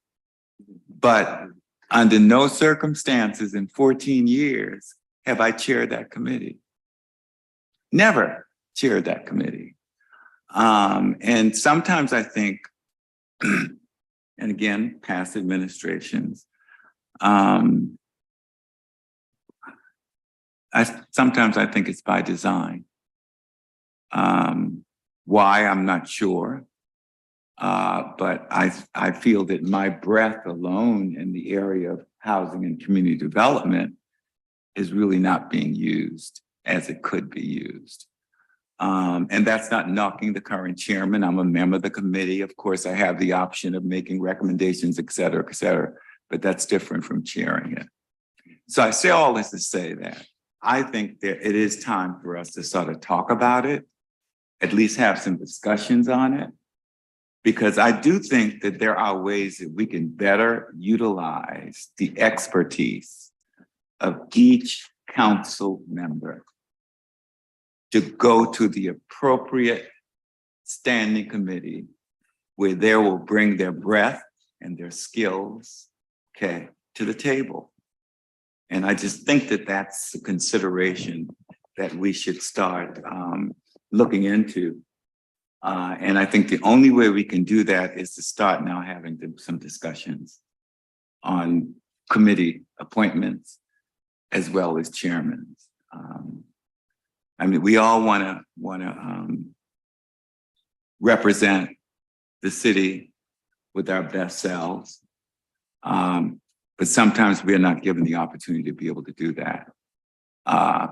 And just wanted to put that out there for the record. Having gone through 2 administrations, I do see where appointments by the mayor can in fact be punitive in nature. Thank you. Anyone else? Councilmember Appel. Thank you, Mr. Mayor. This is an interesting topic. I think Councilman Waring made a lot of great points. I think Councilman Gregory made a lot of great points. I'll just throw out some observations on the other side of the issue just for the sake of discussion, because I think this is a discussion worth having. Let's use some other branches of government as an example, as a corollary. The United States House of Representatives, they have an enormous amount of standing committees. Every single one of them right now is chaired by a Democrat because the Democrats have control of the House. Every single one of those committee chairs is going to be thrown out in January. That's how this works. Committee chairmanships and committee appointments have been political since before the United States was founded, and it has been since. So that is a feature of the federal system, the state system, and our system. And there's certainly some drawbacks to that. It means almost by definition that the most qualified people aren't necessarily put in the best positions possible. But let's also not lose sight of the fact that in a strong mayor form of government, especially given the history of Charleston and the mayors that have come before, you get elected citywide with an enormous amount of votes, with millions of dollars raised. You have a mandate to come in and run the city. And that, I think, is the justification. If one were to get up and try to defend the status quo, that's, I think, why we sort of have what we have in place. But by the same token, I think that we all ought to be striving for making sure that the committees are staffed up and chaired as best as we can to accomplish the goals of the city. But it's an interesting issue that we ought to talk about. One idea that we might want to consider is perhaps, the mayor recommends a slate and that goes to council for the discussion. Absolutely. Yeah, I think that is something that works and makes sense. But there's nothing out of the ordinary with what we do around here. It's very consistent with what is done at every level of government. And the mayor gets elected by a lot of people. There's folks sitting around this table that are, elected with hundreds of votes. I'm just throwing that out there. It's a different kind of mandate. It's a different kind of referendum on the mayor's race, whoever sits in the chair, whether it's Mayor Riley, Mayor Tecklenberger, whoever's going to be the mayor in the future. Thanks. Councilmember Bowden. I don't know. I got to take shots at my vote total. hundreds. There was one concern that was raised, and the mayor raised plenty of concerns. I'm sure he will speak to those. I'm not the mayor, so I'm less sensitive to his concerns about, the mayor's power.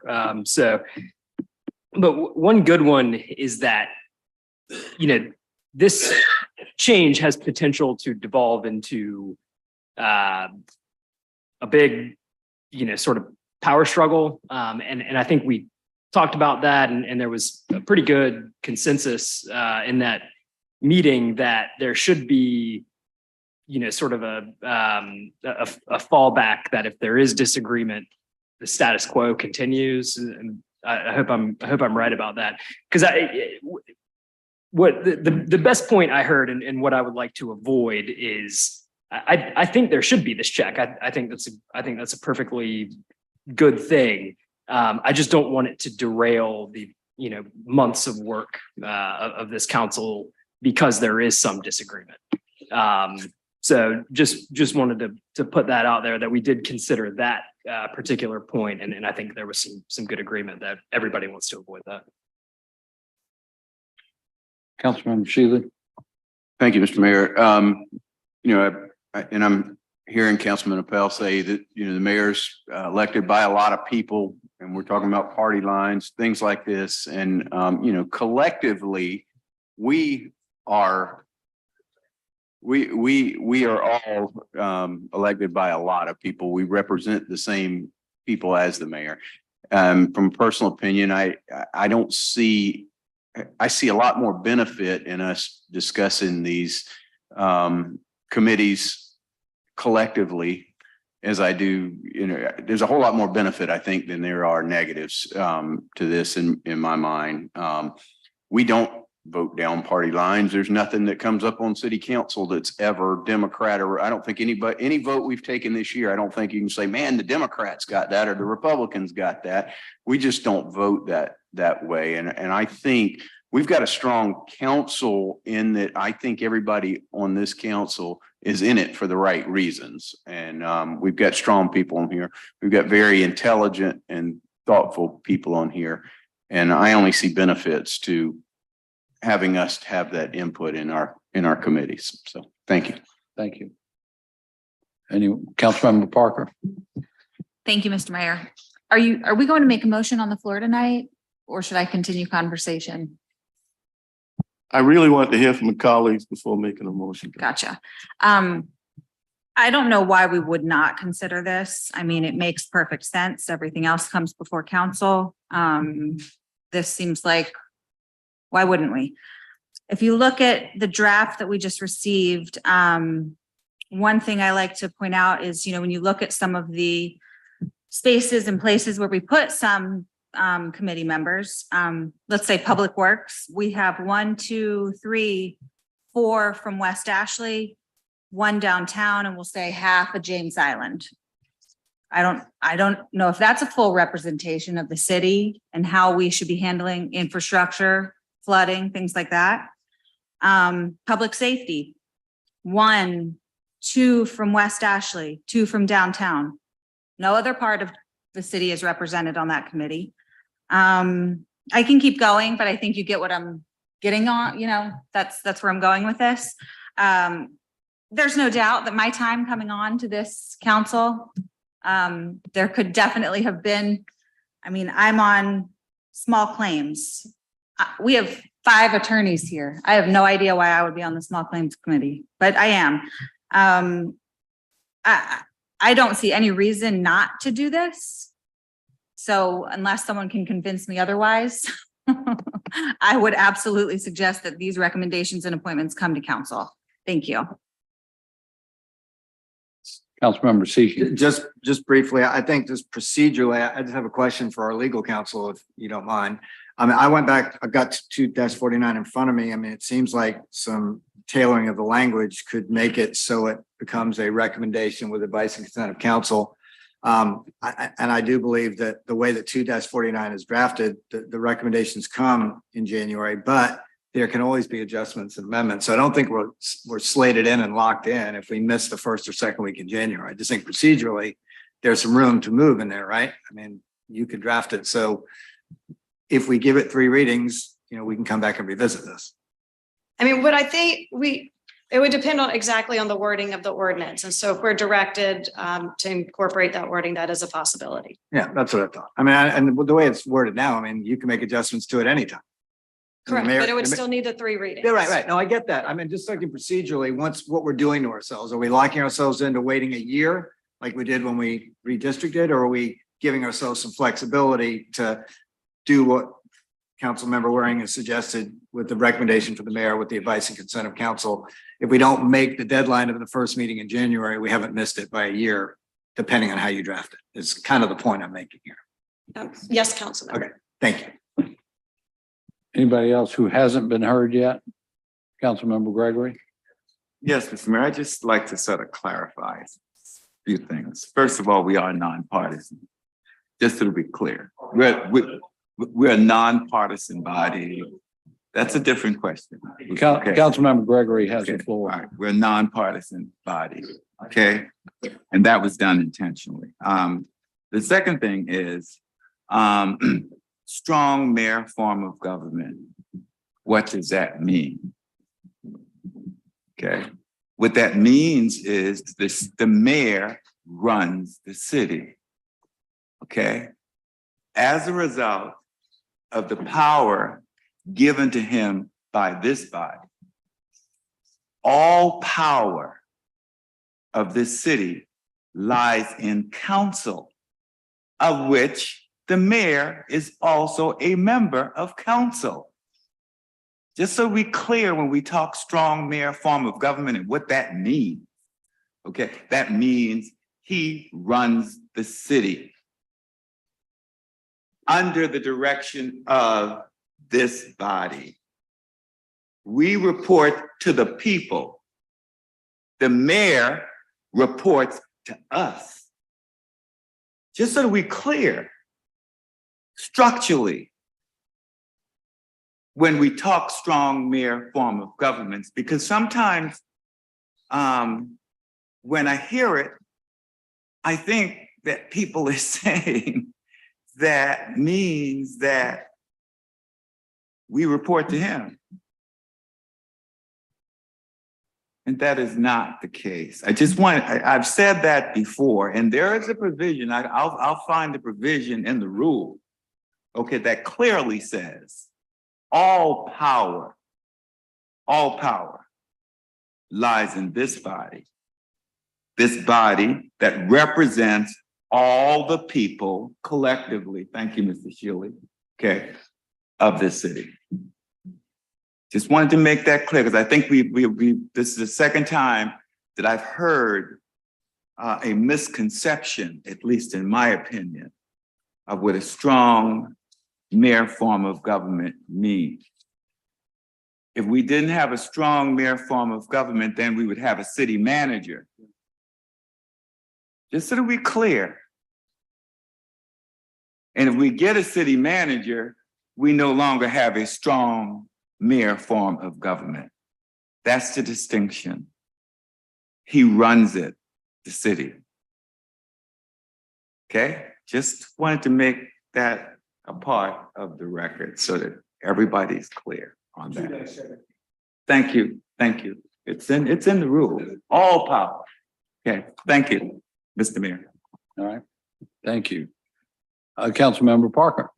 Thank you, Mr. Mayor. I appreciate you saying that. And I've had many conversations about this too, as you know, but our mayor hires and fires, department heads. And if I need something done from a department, that doesn't always get done. That might not get done because of a relationship here or there. So while there's a body, yes, I agree with you there, but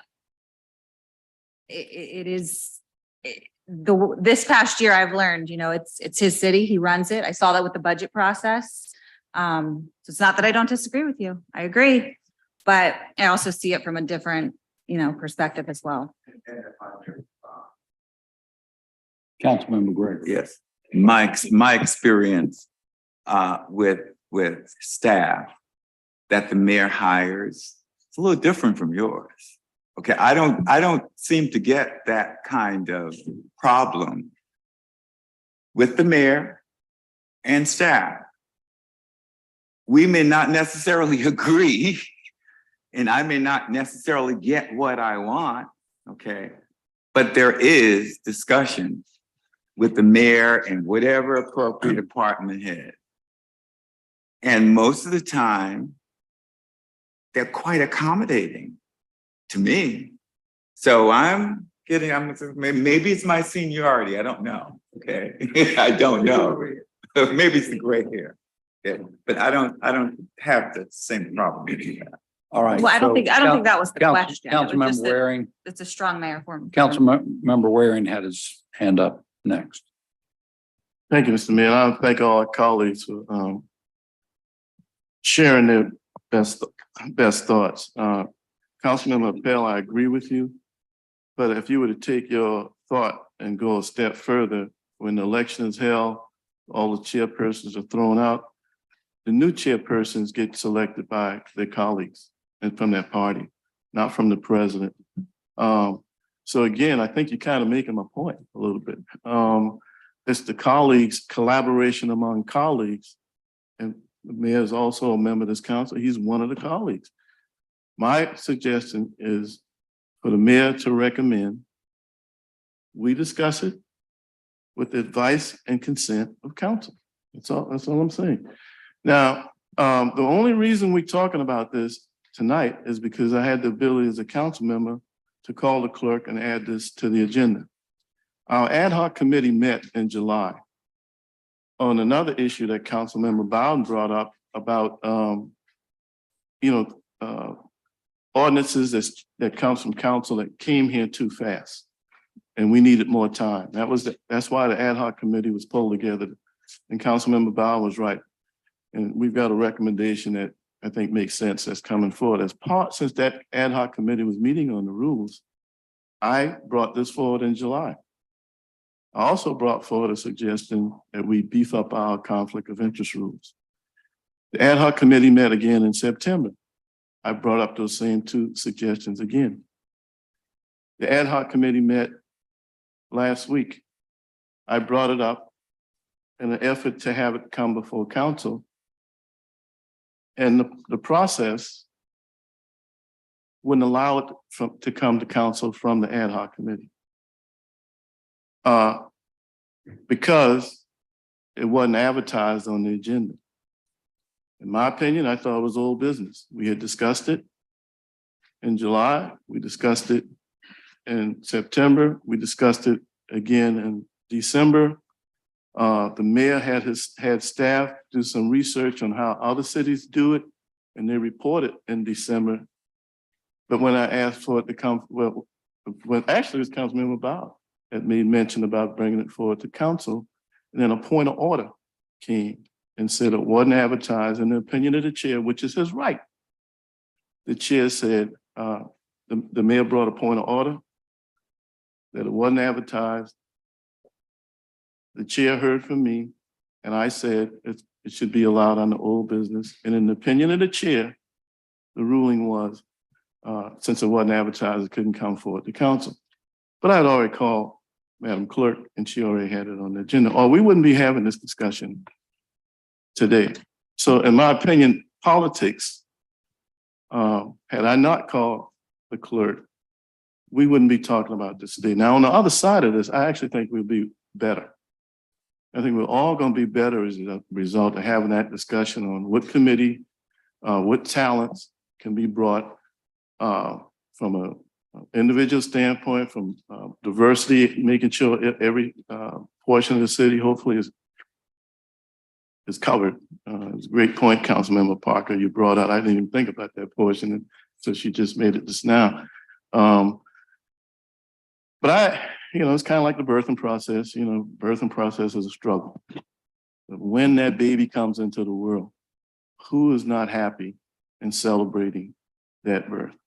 And I think that's what we're kind of going through right now. We're going to be better as a result of the change. Now, one thing that came up in the ad hoc committee, as well as it has come up on the floor, that if we don't make this change by Madam Clerk, when is the committee appointments normally done? Is it the second meeting? It's the first meeting of First the year in meeting. the code. The first meeting in January, then we have to wait until 2024. I just vehemently disagree with that.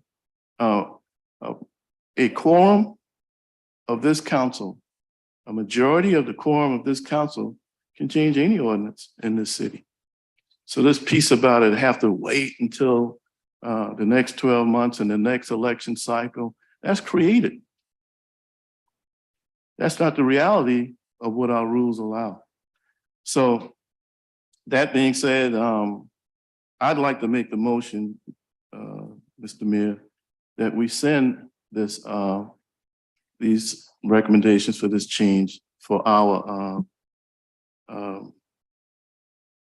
legal staff to come back with an amended ordinance creating some change. And I would encourage legal to get in contact with some council members' sidebars to solicit some thoughts, but we can improve upon this.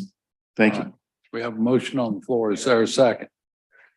All right, any discussion on the motion? Councilmember Brady?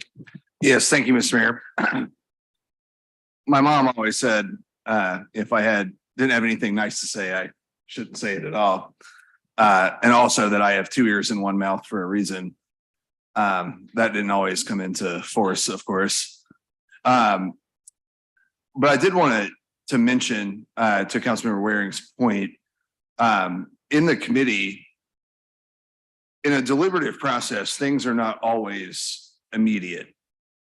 Things move forward. The machinery of government is designed to be deliberate. That's why it's the deliberative process, not the immediate process.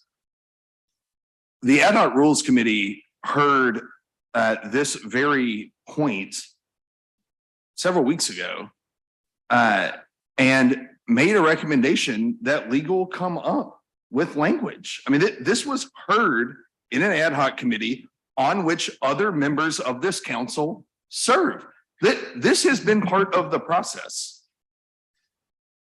If a member of that committee has an issue with the point of order, the rules of procedure allow an appeal of the opinion of the chair to the members of that committee. That is a part of the rules of procedure. If there was a disagreement with the ruling of the chair, the rules of procedure would allow that. That was not brought up at the committee when the chair ruled on the point of order. All of that being said, I don't disagree with the fundamental understanding of what we're trying to do. I also think, Councilmember Waring, to your point, we don't have to wait a year to do this. What I worry about, and I hope that the committee will be able to deliberate on further, we talked about the status quo going forward if council decided not to adopt the mayor's recommendations. But what I want the committee to be able to talk about is to deliberate on what if we get to a point where we're voting on one committee chair moving, one committee chair going away, something happens, we're going to take somebody off, we're going to move somebody on, and we're going to just start derailing agendas as we go forward. And we're going to get mired in this type of thing where that you just need 7 members of council to start unseating people all of a sudden. There's a ad hoc rules committee in place. It is our job to parse these rules, and that is exactly what is going on.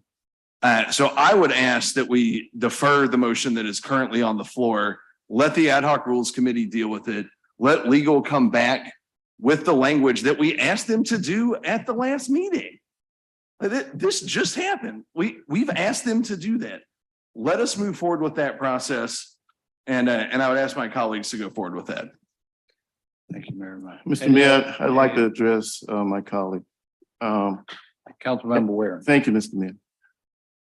I said you ruled that the point of order brought by the mayor in the opinion of the chair. I disagree with it. I respectfully disagree with it. Because you as chair of the committee had the right, in your opinion, to rule favorably or unfavorably on it. But as I said, and at the end of the day, I said it in the ad hoc committee, and I also said it earlier in my comments today. At the end of the day, it's an issue that council needs to discuss and decide upon, not the ad hoc committee. And I said so in the last, you go on to YouTube and look at it. I thought the ad hoc committee was frankly very inefficient. It shouldn't have taken from July and to December to decide upon this issue, or for it to come before council. Preferably before sending it to our legal counsel, I thought it's best for every council member to have input prior to it being sent to legal counsel. The opinions of the 12 people matter. That would not happen in the ad hoc committee process.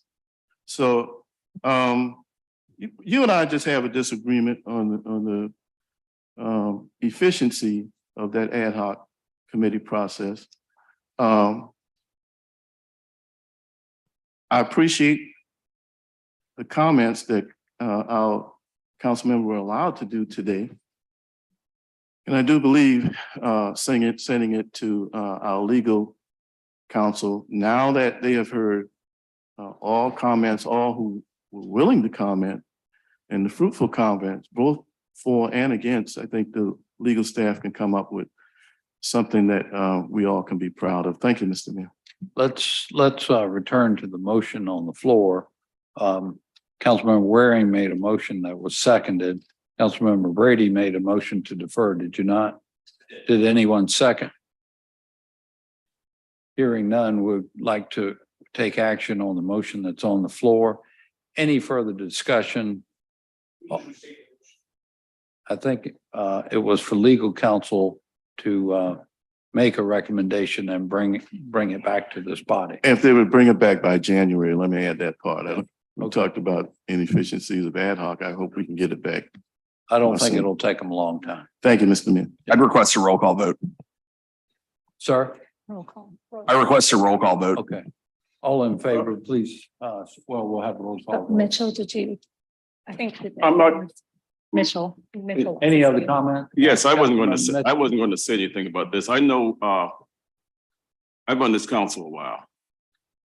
And before most of you all got on council, this was brought up a long time ago.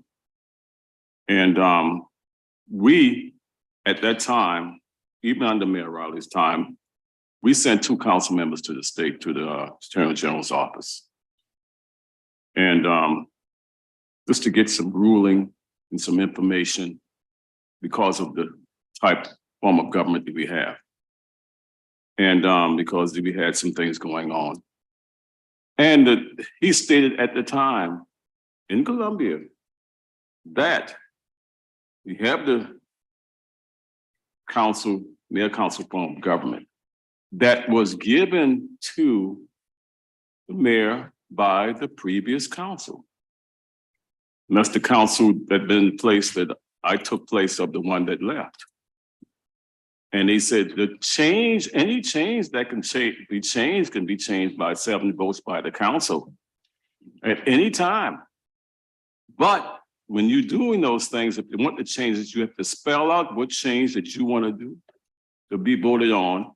And it only took the 7 votes. Said council give it, council can take it away with the 7 votes. That came from Attorney General's office. I think it was Councilman Jimmy Gallant that we said, and I've got the other individual that went during that time. And he also said, I didn't tell you it's not going to be a fight. But this is the only way you can change it with 7 votes without changing the form of government, if you may. You can change certain aspect of what you want done by 7 votes on council, because council is the one that give the power to the mayor, and you can do that. And that came back from way back since I've been on council. And I knew that. So far as staff is concerned, I don't have a problem with 1 staff member in the city. When I make a call, I don't have problems. Don't know why, but I don't have problems. If I call, whomever I call, I get everything done I want. I might make a second call, but I'm there. I'm out, sometimes make a second call and see where they are and how, what's going on. But I'm on this, see, it's a little different with me. I'm out in this community all the time. You can see me all over the place. I don't think no one's out here at 1 o'clock in the morning like I am. And that's why I'm known out in this community, in Ellerborough, Cannonborough, Felix, in my district. And I attend all of my neighborhood association meetings all the time. I run myself to death all the time. I don't miss any. They know me like that. That's the way I am. But that's what I took upon myself to do. This is the way I live.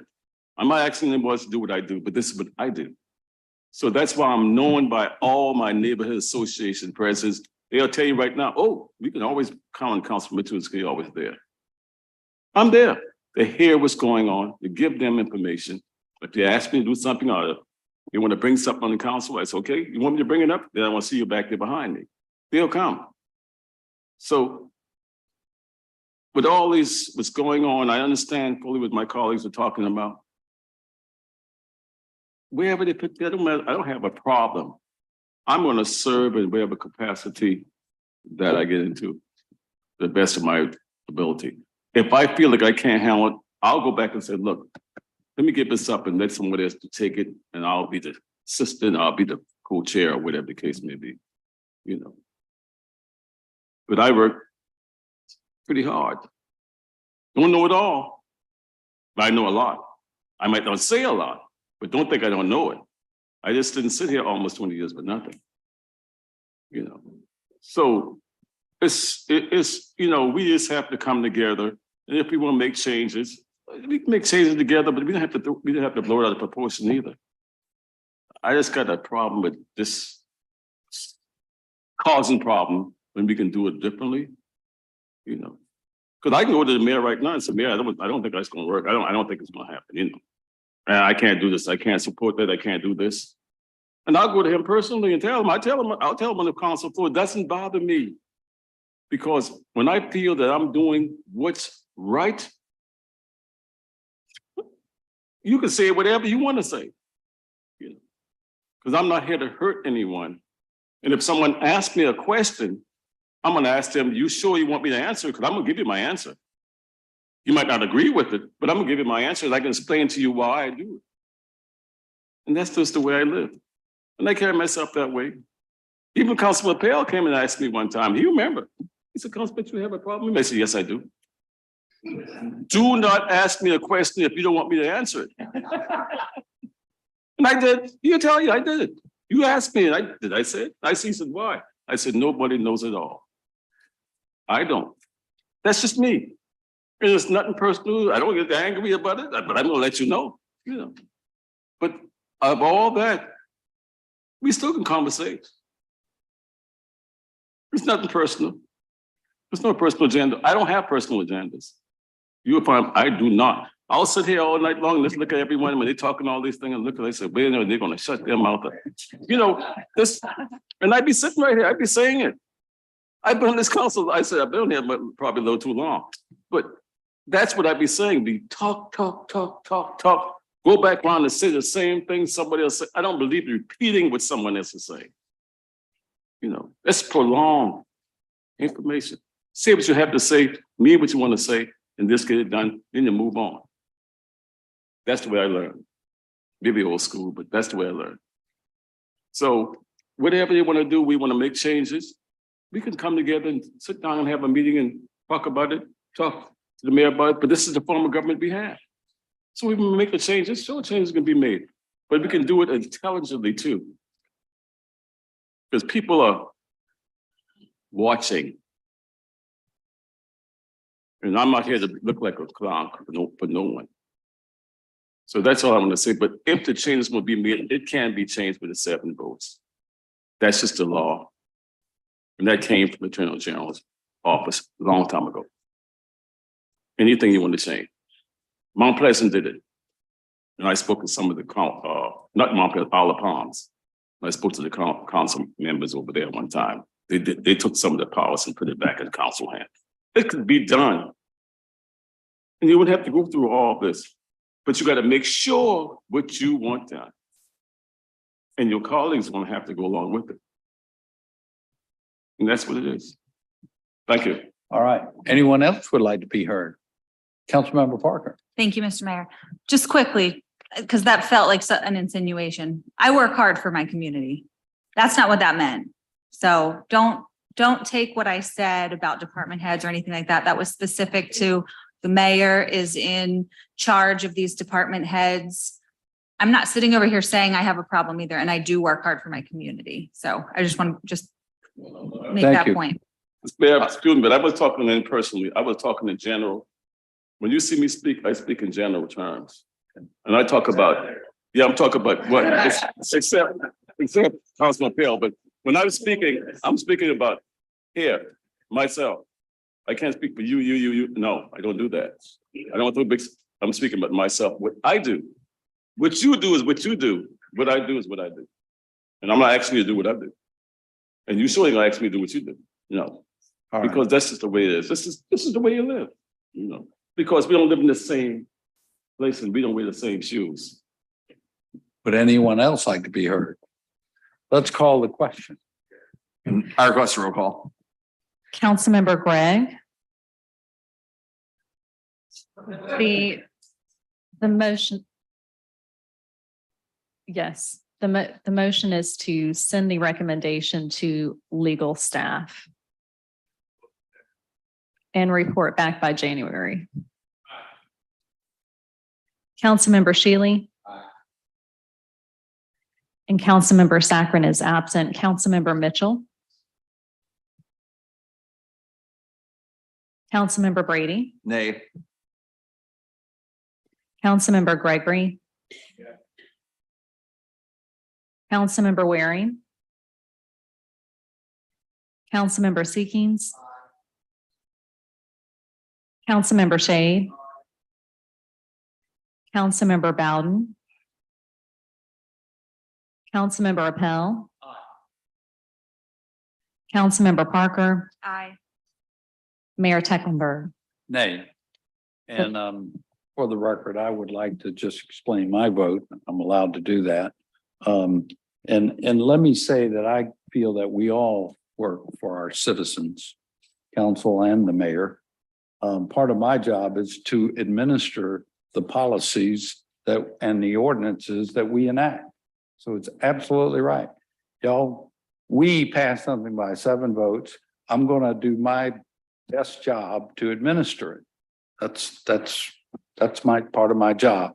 Now, having said that, from my vote of no, of two facets. One, I believe the right process would be, in fact, send the matter back to the to the rules ad hoc committee that we formed this year. But I also want to say it's a real balancing act to recommend these committees. There's only so many of them. There's not enough to go around for us all to be chair of a committee. And so I have tried my best, I feel, to balance geographically, racially. We only have one woman on council. So I have tried my best to do that. And, it's not a perfect system because of the numbers. But I will say, you have to take into account not only those kinds of considerations, but also expertise and interests. I do feel when new members come along, I meet with them, I query them as to what they're interested in. Doesn't always work out that that there's a slot on the committee that they're most interested in. In some cases, we've actually added, changed the committee structure to add extra slots when someone really had an interest. And so we can be flexible and accommodating. But I must say, when a mayor gets elected in this form of government, and a strong mayor, that there is a touch of what Councilmember Appel spoke of, and that's he does get elected with an agenda that he has brought to the citizens. That's why they voted for him. And so I do feel that the mayor's ability to align his administration to accomplish those things that he ran on is an important aspect of the mayor's job and being a strong mayor. And it's not personal. I believe that for this form of government and for future mayors, no matter who might be mayor in the future, there's a long list of them there. You know, that the setup we have is a pretty good one. If y'all vote, we got 7 votes to tell me different, I'm going to say yes, sir, and yes, ma'am, and we'll carry forward. All right. So next up is our council committee reports. First one is Committee on Public Safety. Councilmember Shade. Thank you, Mr. Mayor. The committee met on December the 12th at 2:00. We had a very good report from Patsy Gardner. She's the executive director of Second Chance Resource Center. If you haven't heard about her, she parallels a lot of the work that Amy Barch does with Turn 90. But it's a little bit of a different approach to rehabilitation of folks who have been convicted of criminal offenses and how she works with the entire family. So it was just, I wanted to hear from her, report to council about her organization does exist and they do very good work on trying to avoid recidivism. We had items B, C, D, and E for vote. All of them were approved. B was just to extend our memorandum of understanding and operations with to go into the Isle of Palms. And then I've asked Chief Courier just to briefly comment about C, D, and E and what that entails. Chief Courier.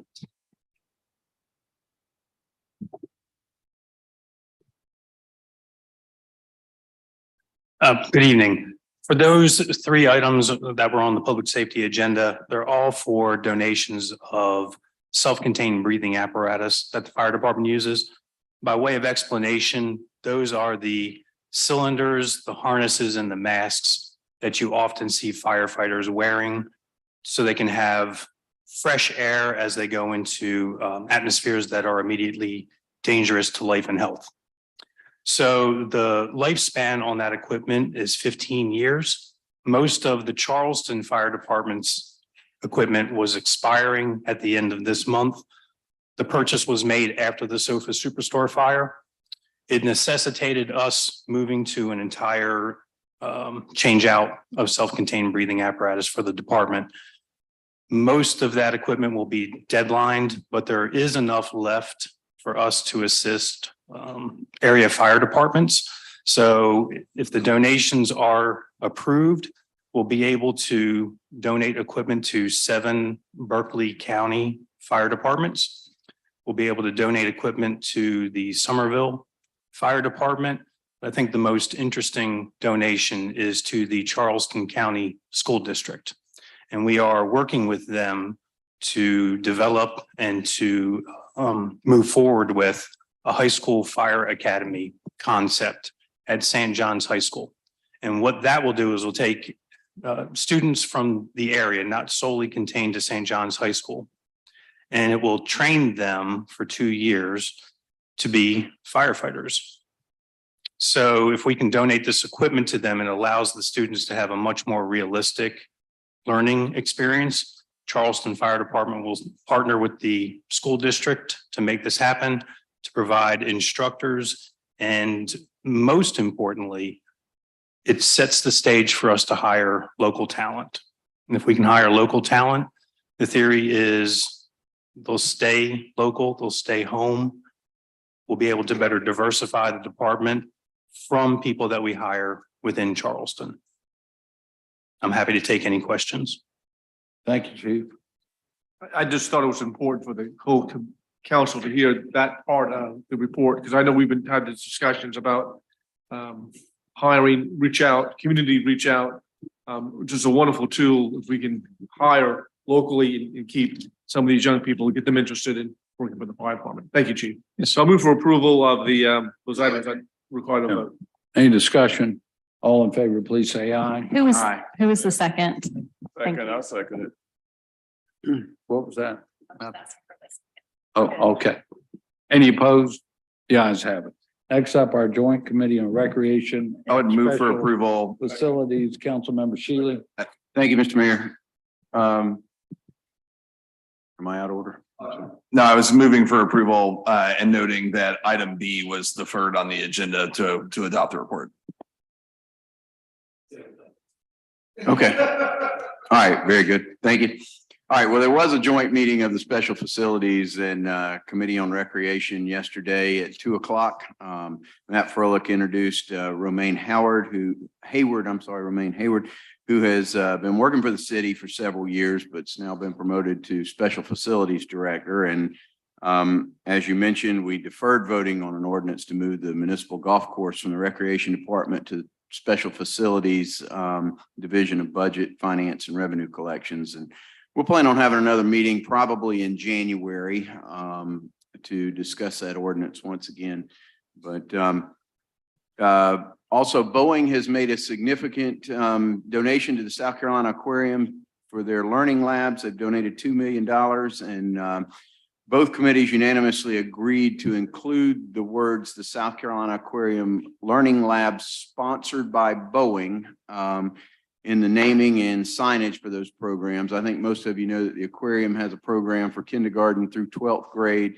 They take in about 6,500 students a year currently. However, they turn away many more than they bring in because they don't have the facilities. And now with this generous donation from Boeing, they're going to be able to extend those classrooms. They'll be able to bring in about 13,000 students currently. Now, the Charleston Maritime Center will still be the Charleston Maritime Center. It's just those learning labs that'll have that name change in the signage. So we also had Patrick Moore of the Open Space Institute give us a presentation of the Bradham Road property on James Island. Those of us that saw that know it's a beautiful piece of property over off of Riverland Drive. It sits between James Island County Park and the bridge and also Fort Pemberton right in that same area. It's got Tidal Creek access, overlooks the Stono with a gorgeous view over there. And I believe that'll be brought now over to our real estate committee for the next committee meeting. And we're looking at asking for Greenbelt funds on that as well. So we also had Bart Altman, who's the president of Charleston Disc Golf Community, present to us a presentation and some pictures on the disc golf park over at West Ashley Park. And we also thank Mr. Altman because he's put in hundreds of volunteer hours helping us keep that golf course up and maintain it. So, and that is the end of my report. I don't know if we need a approval for the signage or if it's just for information. I'm not sure. I think we have a motion to accept the report. How about that? Okay. Yes. B Councilmember is Parker? deferred. Thank you, Mr. Mayor. Just for clarification, the municipal golf course, the budget, will that come back to Recreation Committee? Or Special Facilities? I think it will come back to we will have to have another joint committee meeting, I believe, between Special Facilities and Recreation to discuss that ordinance once again. Okay, thank you, because I know I think- Councilmember Shade, you made the motion to defer. Thank you, because I'd like to understand why the change was made and who requested it. Thanks. My conversations with Councilmember Shealy about it was to try to put together a meeting. Councilmember Parker and you and I both serve on the golf commission. So it may be appropriate for you and me, Councilmember Shealy, and some members from the Friends of the Muni and Marshall and Lori to go over that to find out where this is sort of heading. And I'll reach out to the two of y'all to see if we can get that set up before the next January meeting. Very good. Thank you. Thank you. So that item is deferred, number B. Second to the motion. We need a second to the motion Second. to accept the report, acknowledging that item B was deferred. We got a second. Any other discussion? All in favor, please say aye. Aye. Any opposed? The ayes have it. Next, our Committee on Public Works, Councilmember Waring. Thank you, Mr. Chairman. I move adoption of the report on all actionable items and just want to highlight two things. Councilman Brady, item C, $100,000 on Barberry Woods. I know that's something you've been working on. And collaboration between the town of James Island and the city of Charleston on the Camp Road drainage basin.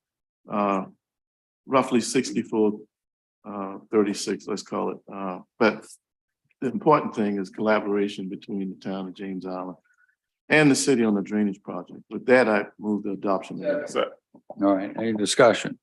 All in favor, please say aye. Aye. Any opposed? The ayes have it. Next, our Committee on Ways and Means. Any discussion? As amended. As amended. All right. Any discussion? Just one All in item, favor? just one Yeah, item. Councilmember Waring. On the Moser piece, I want to thank my colleagues and certainly staff for coming up with the additional revenues for Moser that basically came from the floor at the last meeting. So I want to thank finance staff as well as colleagues for supporting that. And I would hope that in this process, we can get with Mr. Watson and you and others and try to reinvigorate the board of Moser to get some new energy on that and expand hopefully some of the offerings when the festival does come in 23. That is definitely the intent. Thank Yes, you. sir. Councilmember Parker. Thank you, Mr. Mayor. Quickly, I apologize, I didn't ask this at Ways and Means. Can someone quickly just, our budget set the stormwater utility fee at $11. What was the previous fee? Okay, thank you. All right. Any further questions or discussion? Councilmember Gray. I was gonna point that out. We are increasing the stormwater fee, just so you know that I'm not opposed to any fees or tax increases. This is a great fee to increase. In fact, we should be increasing this every single year. So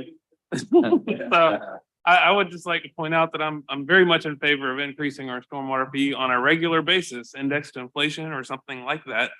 Because as we all know, our stormwater projects are getting much more expensive. Thank you very much. Thank you, sir. Back to Councilmember Parker. Thank you, Councilmember, for saying that, because that was, what, is there an amount that's now that's increased going into the stormwater fund? Do you know the answer to that as well?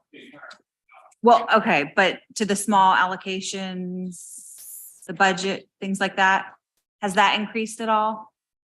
There was an increase in that as well. Mr. Fountain can be specific. I think it went from $1 million to $1.4 million, if I remember correctly, but I might not remember correctly. Thank you, Mr. Mayor. So the stormwater operations account, which is where the utility fee funds, the increase of $1 from $10 to $11 is basically accounting for the impacts of inflation since the last time we adjusted the fee in early 2019, so about 4 years ago. So the 10% increase is actually significantly less than the amount of inflation we've had over that 4-year period. We are proposing to retain the $1 million small project allocation in that budget. So basically the fee increase allows us to continue to have that $1 million fee or a $1 million small allocation project budget. Thank you. Yeah, so we're not gaining. It's just keeping that the same. Council, did you get your question answered? Yes, You're thank good. you. Councilmember Gregory and then Waring. Yeah, Mr. Mayor, can we amend that from 11 to 12? I know we had some discussions on it, from $11 to $12. Instead of from 10 to 11, 10 to 12. And perhaps we can get a little more dollars for small projects. Well, again, that would be at the pleasure of council, but I would say we had this discussion I know. because of the anticipated changes that we will have in our billing system.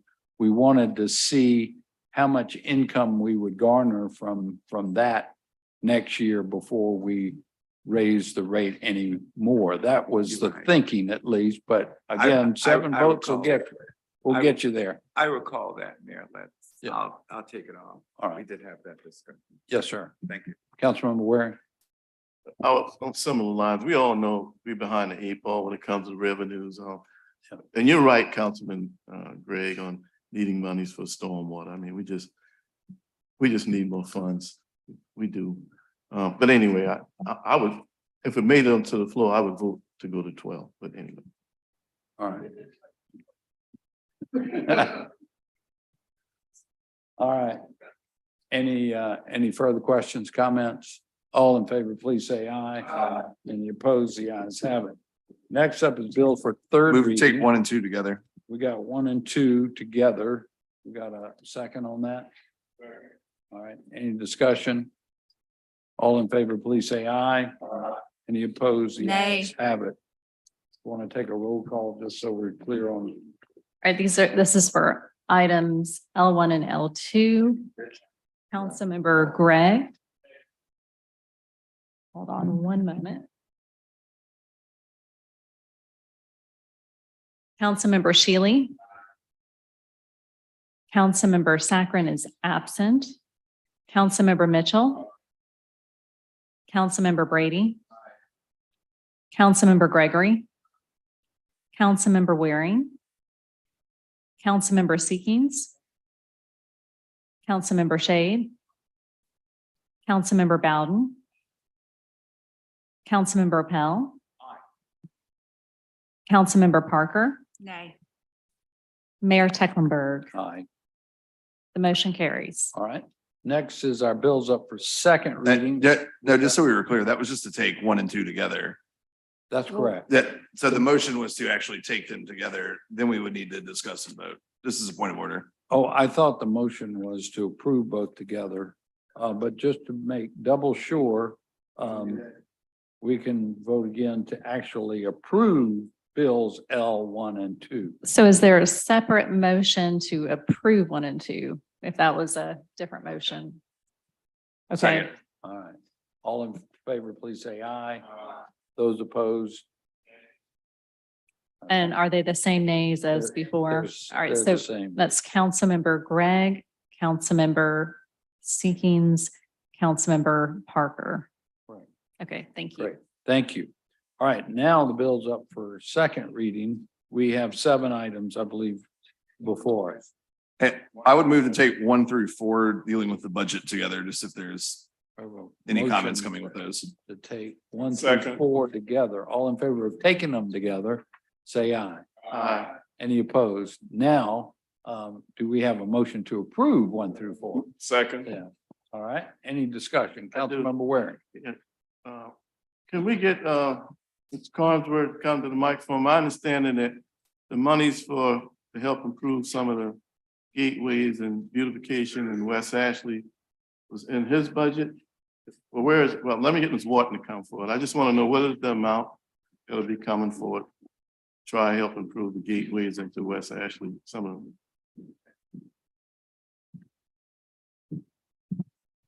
So Councilmember Waring, what we discussed, the hospitality budget, which passed the last time, that we would do some reserves out of hospitality.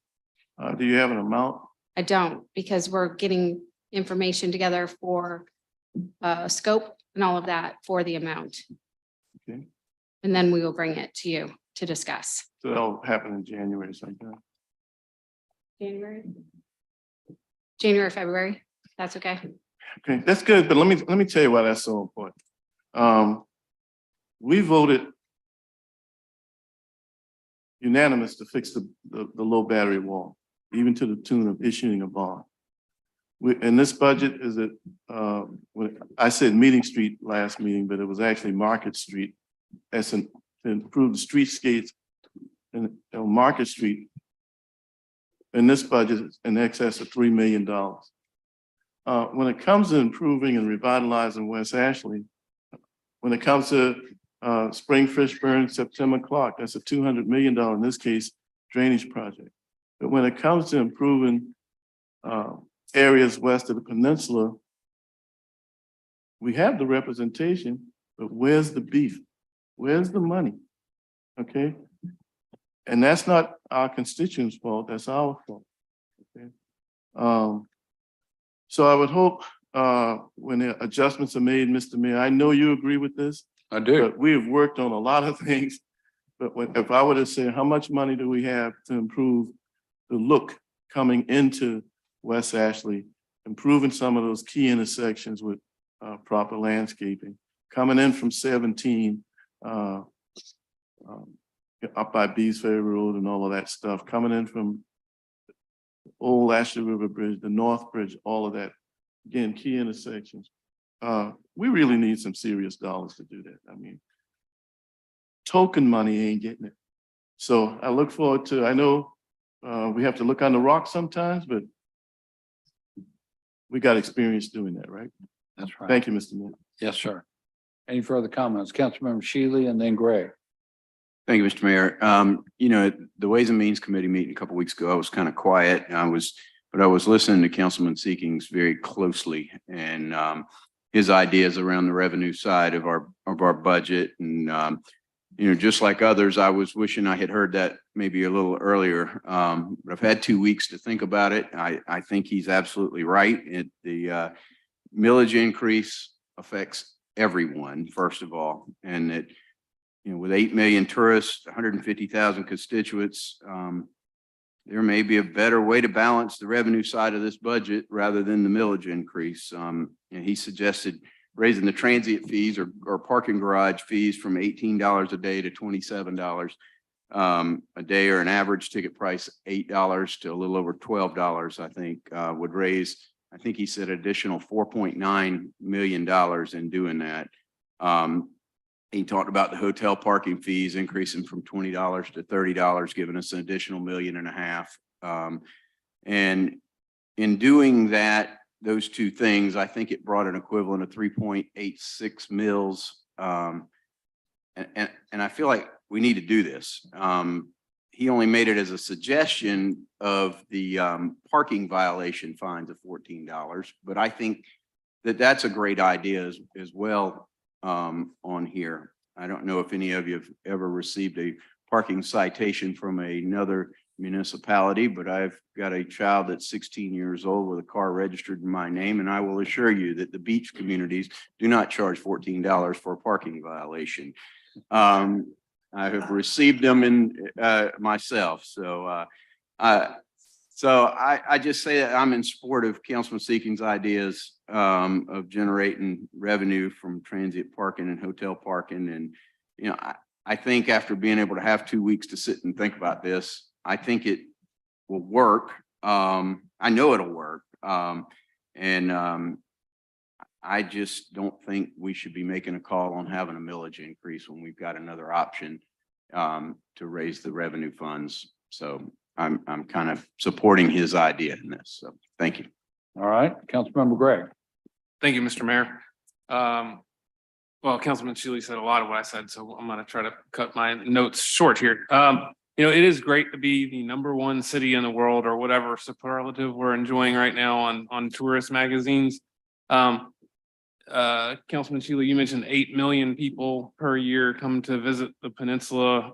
I haven't talked to either Chief Curria or Chief Reynolds about this, but I would suppose that causes an increased burden on our public safety professionals, which means we have to hire more police and more fire to protect all those people that are visiting our peninsula. And so my question to this body would be, at what point do we start asking those folks that are visiting to help pay the burden to protect them while they're here? And Councilman Seekings brought up a great way to do that. The last thing I'd say is, you know, at some point we're going to have to wrap our heads around how we're going to generate significant amount more revenue. Some of the infrastructure projects that we're talking about in this city are in the billions of dollars with a B. There's no property tax increase possible for us to fund that. So whether it's hotel fees or parking fees, there's going to have to be some significant increases in revenue to pay for this stuff. And I don't think that our federal or state governments are going to drop the billions of dollars on us to fund these projects. You were talking about West Ashley. I mean, the folks I talk to in my district want to know why we're spending so much money on the peninsula. I would imagine the folks in West Ashley ask the same thing. And so this peninsula is a wonderful piece of history. It's a wonderful place to visit. 8 million people a year think so. And I think it's time to ask the people that are visiting here to help fund the things that we're going to need to protect this. So that's all I have to say. Thank you very much, Mr. Thank you. Councilmember Mitchell and then Brady. Yes, I'm not going to be a devil advocate on this one, but I understand my colleagues, and, you know, we are good friends, but when we always be talking about West Ashley. I understand West Ashley, the needs of West Ashley. But in school, I learned if you don't get the nucleus right, everything else is stemming from the nucleus is not going to get fixed.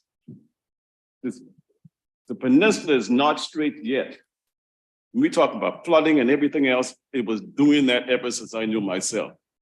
Even my parents, but it's still not straight. So sure, we have to do a lot of things in West Ashton. But we still have not had the peninsula where it started from fixed yet.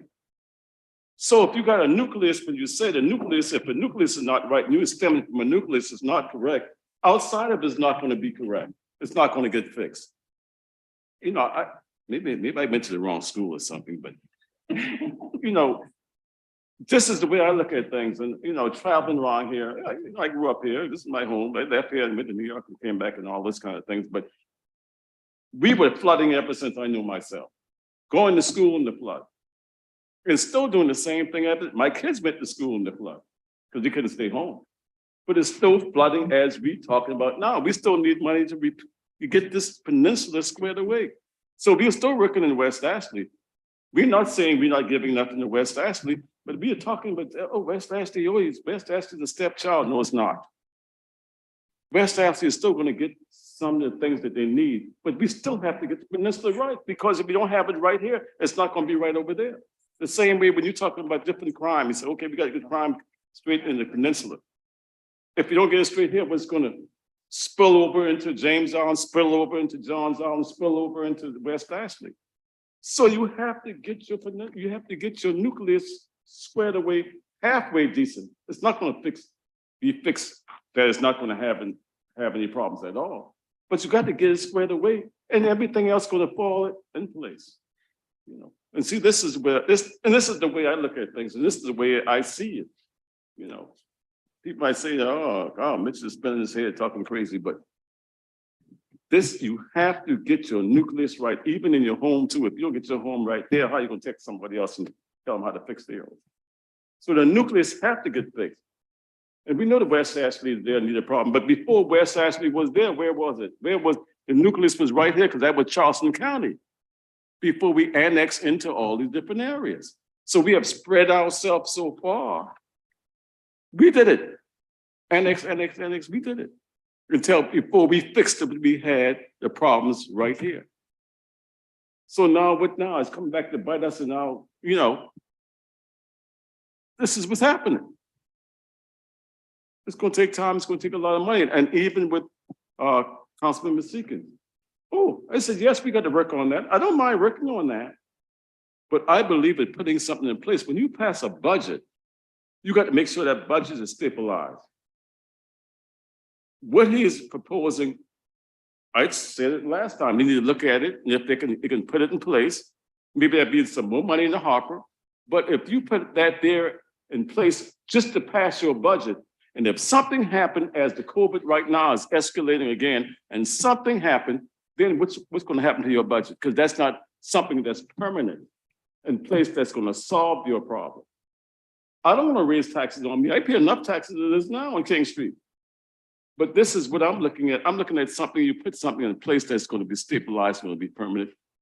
And if that's what Councilman Seekin is proposing, if we could look at that and that can help us, we can kind of eliminate and don't raise the taxes as much as have to be, or even wipe it out. But you have to pass a budget that you know that's going to withstand what's going to come before us. That's just the way I look at it. Even passing even the federal budget. That's the way I should do the federal budget. The same way. You got to have it stabilized. I'm going to put something in place that tomorrow, if a disaster comes tomorrow, then boom, it's all out. You don't have a budget anymore. Then you have to run back to the table and say, what are we going to do? That's all I'm saying. But I would look at what he's proposing. We'll ask the staff to look at it and see if put it in place. Maybe if you put that in place and that you're working out something and we get some money from that, we can probably eliminate it or even draw back from it the millage that you're planning on raising. That's all. Councilmember Brady. Yes, thank you, Mr. Mayor. And Councilmember Mitchell's point, if this was the federal government, we'd just start running deficits and really not care about it. But state law requires that this budget be balanced.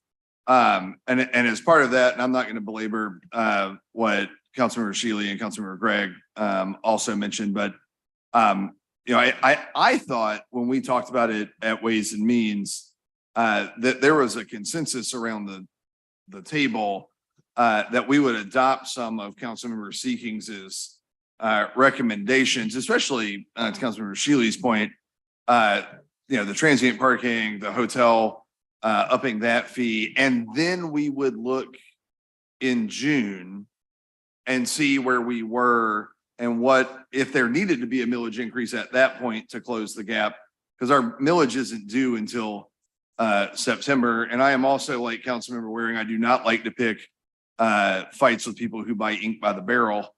But the headline I thought last week was somewhat misleading, given the discussion that went around the table about this very topic. That we would look at the fee increases, adopt those, and then look 6 months down the road and see if there needed to be a millage increase going forward before we have to report it. So, I would say that we move on adopting the fee increases as an amendment to this so that we can get an actual revenue projection in June and see where we are and what we have to actually report to the county. Thank you, Mr. Mayor. Thank you. And I'll remind everyone, just a couple of years ago when we had a somewhat similar situation and we made a commitment that if we were to receive some federal ARPA funding, we would unwind a few mills that were approved that year. And that's exactly what we did. That's exactly what we did. So that is possible. Councilmember Waring, did you want to be heard? Oh, yeah. Councilmember Seeking? Yeah. So. Yes, sir. Councilmember Seeking. Thank you. I did recognize. Try to be quiet here tonight. Yeah. So just in reflection, thank you, Councilmember Shealy, for your comments. And thinking about this, just so we're all clear, and it's not a sky falling deal that if we adjust some of these line items on the revenue side of the budget, we're not going to blow up the entire budget, nor are we going to put ourselves in great peril. Now, that being said, if one of the questions I've got just for clarification and for procedural purposes, and I guess Ms. Wharton will be able to answer this for us, is can we mid-year adjust and implement a millage increase, or do we have to do that now for notice purposes and put it in place so that it can get collected and then we roll it back? I think the way we did it before, we put it in place and then we rolled it back. I just wonder if we have to do it that way. Yeah, I believe so. Your budget should be your budget. So, I mean, doing a mid-year adjustment, that's just not good fiscal policy. But if that's what the council would like to do, then that's what we could do. But my question just specifically You is. can do it that way. That's a Fine. tool that's available. Okay. We need to pass a balanced I budget. got it. We got to pass a balanced budget. Well, Yeah. just again, just to put it all in perspective here, this is the largest budget. This is the largest budget that this city will ever pass, has ever passed. I'm going Has to ever pass one, but has ever passed Right. by a long shot. When the old guys in the row here first got elected, the budget of the city of Charleston, remember I asked you, remember what it was 10 years ago? 135 million. We've doubled it. So this is the biggest budget we've ever debated. And it is built on a number of things. And there's elasticity. That was the word that was used last week in the budget. Clearly, no one is going to argue with the fact that the safest bet that we can make is property taxes and collecting. That's the safest bet in terms of dollars and cents coming in.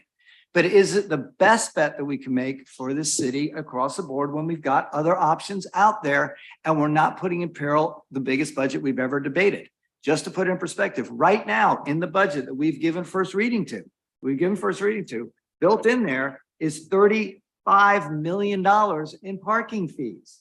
So if everyone thinks doom and gloom, the world's going to end, that's a significant portion. That's 15% of our budget, 15%. The suggestion to make the slight adjustment so we don't put the burden on the 150,000, and it's more than 150,000, by the way, because some people are getting double hit with property taxes. If you own a house in the city and you own your business that has a building that you own, you're getting hit twice, right? You're getting hit twice, once at the 4% and then once at the 6%. And the example is given very often that on a $400,000 to $500,000 house, homeowner owned 4%, that the difference in taxes with a $3 million increase is de minimis, $90, $120, $150. Just so you know, that represents about 6% of the properties in the city of Charleston. The rest are taxed at a higher rate because they're worth more or because they're on the 6% scrolls. Everybody who rents in the city somehow is paying a 6% tax increase. 6% rate with a tax increase, because those are commercial properties. And more than half the citizens in Charleston rent. We all use businesses. So my suggestion last week, whether it's late to the table or not, if it was late, I apologize, but it was thoughtful and it wasn't meant to blow up anything. It was meant to just give us some options on the revenue side, not to take away from public safety, not to take away from sanitation, not to take away from the raises that our employees that are overworked and underpaid are going to get. The numbers speak for themselves, but just to give one option on the revenue side that may be slightly elastic, but it's pretty darn safe for the next 6 to 12 months. I mean, the parking revenue, hotels aren't giving up their parking spaces. They're going to pay them. Even if they have a little downturn, they're not giving those up because they're very valuable to them, right? Transient parking, again, it's not a huge deal that we change that, and it's pretty solid. Pretty solid. And we've already built a budget 15% on parking revenue. So the difference, for the 2 out of the 3 that Councilmember Shealy mentioned that I mentioned last week, the transient parking, that is $4.8 million. That's almost the entire 3 mills, by the way. Then you do the hotels, another 1.5, that gets you to 6.3 mills. We can then make some adjustments for 5-7 parking, which we do for the hospitality industry, the $5, $7 charges. We can probably give some local discounts, and we still have got $1.2 million to work with in there as we go forward. So as a matter of policy and setting a budget going forward and making sure that we meet our obligations of the city, which we need to do, that's what we're here to do, all of us collectively. And no one's more supportive of that. But we can do it in a way that doesn't go back to that well and hit people with property taxes when we have some alternatives that we can monitor and watch as we go forward and set a budget. Why wouldn't we do that? And to Councilmember Gregg's point, and it's one that I agree with, we're going to have to look at alternate forms of revenues going forward because of our capital budget needs. And it can't always be a property tax increase. It's one of the tools in the arsenal, but it can't be the only one. And in this instance, I do think this time, it's not something we absolutely have to do. If we absolutely had to do it, it was the only way out, it was the only way to deliver on our obligation, I'd vote for it. But I don't believe that it is. So, as I outlined, and it sounds to me like there may be support for this, I think that this is something we should give a shot and see, because it's going to be a model going forward we're going to have to look at anyway.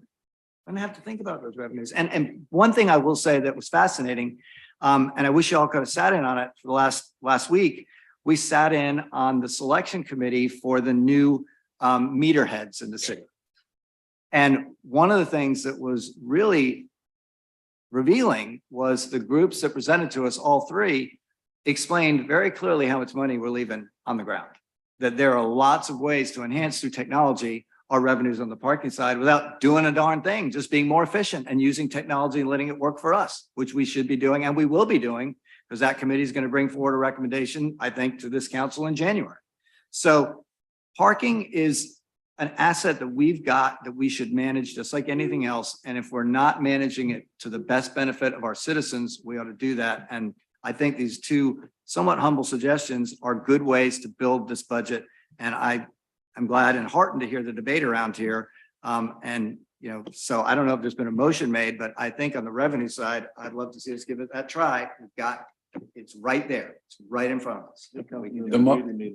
The motion on the floor is to approve 1 through 4 at this point. Councilmember Gregory. Right.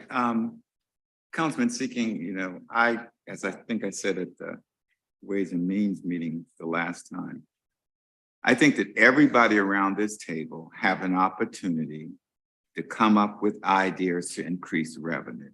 You don't have to be a part of an ad hoc committee or any committee, okay? I think just as you made your recommendation on the floor at the last council meeting, I still say that's something that could have been done a couple of months ago. It's just for the record. And I think that this process would have been a bit different, okay? So to me, we all always have an opportunity to speak about any aspect of the budget or any policy. We don't have to wait until it comes up for a vote. And Mike, I agree with you that there are ways that we may be able to increase fees that would offset some of our costs. But in doing a budget, I don't think it should be speculative. Okay. I think it needs to be pretty definite. And, you know, we could see what happens between now and June. And I don't think it's good, sound financial policy, and try to make a recommendation. But, you know, I think we should stay where we are with this balanced budget. As we move toward 24, and we follow up on the recommendations from Councilmember Seekings, and we can start doing that now, really, okay, and do that now. And as we move toward 24, I think we'd have a much better sense of whether or not the dollars are there. Right now, I think we're facing, as a country, we're getting ready to face some pretty tough times with this virus going on. We really are. And I don't know what's going to happen to accommodation tax, hospitality tax, parking. I don't know, just based upon the current affairs of this country. And I just think that we need to pass a balanced budget, of which we're mandated to do. I think that we should look into ways of increasing revenue, Councilman Gray. And I do think that Councilman Seeking's position is one way to do that. But I'm sure that there are others in terms of fees that we need to look at, and perhaps we can increase that would help us balance things off. I just don't like speculative budgeting. I like to know where the resources are coming from. And I clearly understand that parking revenue has been pretty consistent, but it would be great to see how parking revenue was during the pandemic, and whether or not it remained consistent. So I'm just throwing that on the table. You know, I agree with Councilman Seekings. There is Ann Gregg, and I missed Shealy.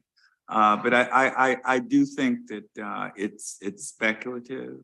And another thing in terms of West Ashley, yes, we've got to pay more attention to West Ashley. We have to pay attention to all parts of the city.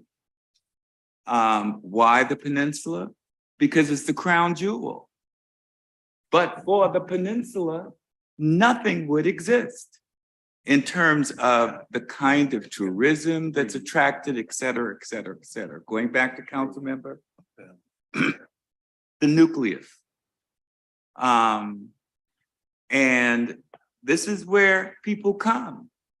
This is where they spend their dollars. And that's not to say that we shouldn't be expanding. The large majority of our population is West Ashley. And trust me, as Daniel Island grows in the next 10 or 15 years, they're going to be bigger than West Ashley. I think. So I'm saying all to say, you know, I just think that we need to vote on the budget as is. We need to look into what Councilmember Seekings is saying in terms of whether or not we can increase the revenue by changing parking fees, et cetera, et cetera. And as we move forward, if that's the case, then we can look at it. I believe we need to pass a balanced budget tonight, okay, and move on. I got Councilmember Shade, Appel, Waring, and then back to Greg, if no one else hadn't spoken first. Councilmember Shade. Thank you, Mr. Mayor. And what I'm about to say may sound repetitive to what I've heard much of y'all already talk about. Our obligation, of course, is to pass a balanced budget. We've got to do that without some level of speculation. I love what Councilmember Seekings has brought to the table about this. And I think what we should do is pass the rate increase for parking, period. Let's do it tonight. We can add that in there.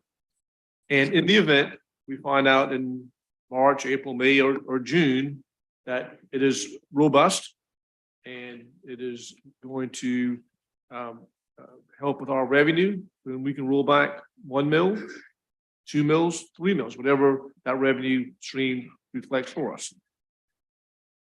Councilmember Seeking said this very clearly, and it's a truism. Property taxes, property values are constant. They don't go downward in a fiscal year. So we know that once we add this millage to that value of that property, we're going to get a set number. We know what that number is. It is a hard number. It doesn't go down. But we know this because we've been doing this for a long time. 100%, almost 100% of our property taxes take care of our public safety needs. So just taking care of the basic services, not including stormwater, not including public utilities, our property taxes take care of our public safety component. Our public safety expenditures about almost 95%. Almost 95% of our public safety is for salaries related. That leaves about 5% for other things, such as more handcuffs or more guns or more apparatus that the fire department may need. So these are really hard numbers. And we just approved and we just agreed on increasing our sworn and non-sworn personnel with a 16% increase in their salary. We made a commitment to that, and we've got to live up to that commitment. So I think the prudent thing to do tonight is to pass this budget with the proposed 3 mil increase, pass the rate increase that Councilmember Seekins has brought to our attention, and then at the appropriate time, if we can pull those things back, we did it. I think it was 2 years ago when that federal government money showed up. We were able to pull back and recall that millage increase and did not have a millage increase that year. We can do it again. I hate, they use this word strongly, I hate property taxes. I hate property taxes because it is a burden on the person who owns property. Councilmember Seeking has brought up the point that the small minority of folks who get the 4% benefit by residing here, it does not include commercial property, and it does include people who live in Charleston on a part-time basis who can't claim their residence as their primary residence. So it is a burden. It really is a burden. If I could have a magic wand and eliminate property taxes, I would do it right now. If we could do that, but we can't. We have very limited opportunities because of the way that state government is structured, city government, as to what our sources of revenue are. And Councilmember Seekins brought up the point with this opportunity. Let's seize it. Let's take advantage of it, and come back and see where we are in a couple of months. Thank you, Mr. Mayor. Councilmember Appel. Thank you, Mr. Mayor. And Amy, do you mind if I ask you a question real quick? See, guys, you call them up first and then you ask the question, so you don't have to put them directly on the spot. I think that's one way to do it. You mentioned a minute ago fiscal policy. If we were to pass a budget today that relies entirely on the parking increases in lieu of a millage increase, would that have any implications on our credit rating? I don't know. To answer that, I think more what credit agencies are going to be looking at is this kind of whiffy sort of thing. We're like, oh, let's see, we'll just put this in here and then look at it later. That's not a good solid budget. You don't have a true budget when you're doing that. So either, like I said the last time, either do the mills or do the parking. But then you have a balanced budget and you have a solid budget with the revenue that you're protecting for the entire year, and you move on with life. But I wouldn't do, hey, let's just see how this goes, because that to me is where a credit agency would have more of an issue. So I know you can't speak definitively for a credit agency because you're not a credit agency, but is it your concern as the CFO for the city of Charleston that passing a budget on the backs of this parking revenue increase in lieu of millage today could be a concern that the credit agencies may look at and deem to be waffling, I think as you put it. I wouldn't say that I have that concern right now. I have other concerns because, you know, some of you haven't been here. When we were before the pandemic, we were talking about parking revenues and how the surplus in parking was shrinking. And our general fund gap was getting bigger, and that the parking fund can't always absorb general fund. We were very cognizant of that at the time, and then the pandemic hit. So we haven't really looked at it. So there's other issues, you know, that we have. We have a lot of things that we need to do in the city. We have fire stations we have to build in Canehoy, on Johns Island. We have $100 million facility we need to build for our municipal operations center within 3 years. We have to move off of Milford. There's a lot that we need to do. And we can't rely on parking to do all of that. So. Okay, thank you, If that Amy. answers your question. No, that was very helpful, and I appreciate that. And I just have a few more remarks, and Yeah. I promise I won't Up to 10 minutes. take my 10 minutes, although we might be pushing it. I think Mike brought up fantastic ideas about the parking revenue, and I think we ought to enact them. Certainly the one on hotel overnight fees is a no-brainer. I think our property taxes are, I'm sorry, our parking ticket fees are way too low. I know all about the city of Folly Beach parking tickets. They've got a very devious system over there. Those are all no-brainers. I'm a little concerned about the impacts to food and beverage workers, overnight, you know, issues, things of that nature, but I think there's a way to work through that with some of the things you mentioned. So I'm fully supportive of boosting the revenue through parking fee adjustments. But I also think the prudent thing for us to do is to move forward with the budget as presented this evening for the reasons that I think Amy was indicating and alluding to. We really want to start from a position from a very strong foundation. And if it turns out that come summertime, we're able to pull some millage back like we did a couple of years ago with the ARPA funding, then by all means, we can do that. And it would be a great summertime benefit for our taxpayers. So I think this is not a question of one or the other. We can do both. Let's pass a budget that's balanced with the 3 mills, but at the same time, let's take Mike's advice. I think was very good feedback, no matter when it came. Better late than never is what I'm often told in life. So I think that's what we ought to do. But let's just also remember why we're doing this and why we're having to raise our millage. We were shown a slide during one of our budget ad hoc meetings of where the city of Charleston currently ranks with respect to our various departments with our competitors. And they are our competitors, other governmental entities, both in the region and around the state. Thank goodness we're already doing great with our police and fire. We're already the #1 ranked city in the state when it comes to police pay. We're #2 with fire. That's still pretty good. But where the real problem is our non-sworn positions. Okay, we currently rank the city of Charleston, #1 city in the world, largest city in the state, best city in the state. We're 12th in the state. And here's who's in front of us when it comes to non-sworn. When I say non-sworn, it's public service, sanitation, it's people picking up yard debris, it's people picking up our trash, it's all those kind of things and everything other than police and fire. CWS is ahead of us. St. Andrews PSD is ahead of us. Town of Mount Pleasant is ahead of us. City of North Charleston is ahead of us. The school district is ahead of us. The housing authority, our own housing authority, is ahead of us. That's why we're not delivering the level of service that our constituents demand and are entitled to in places like James Island, in places like Daniel Island, and elsewhere. We need to hire more folks in our public service department. We need to hire more folks in our stormwater department, and the list goes on and on. So that's why we're coming forward with a budget that's larger than it was last year. We need to pay our people so we can maintain our first class first responders and our non-sworn positions. The pay increases that we're talking about in this budget bring the city of Charleston's non-sworn rank up to 3rd in the state.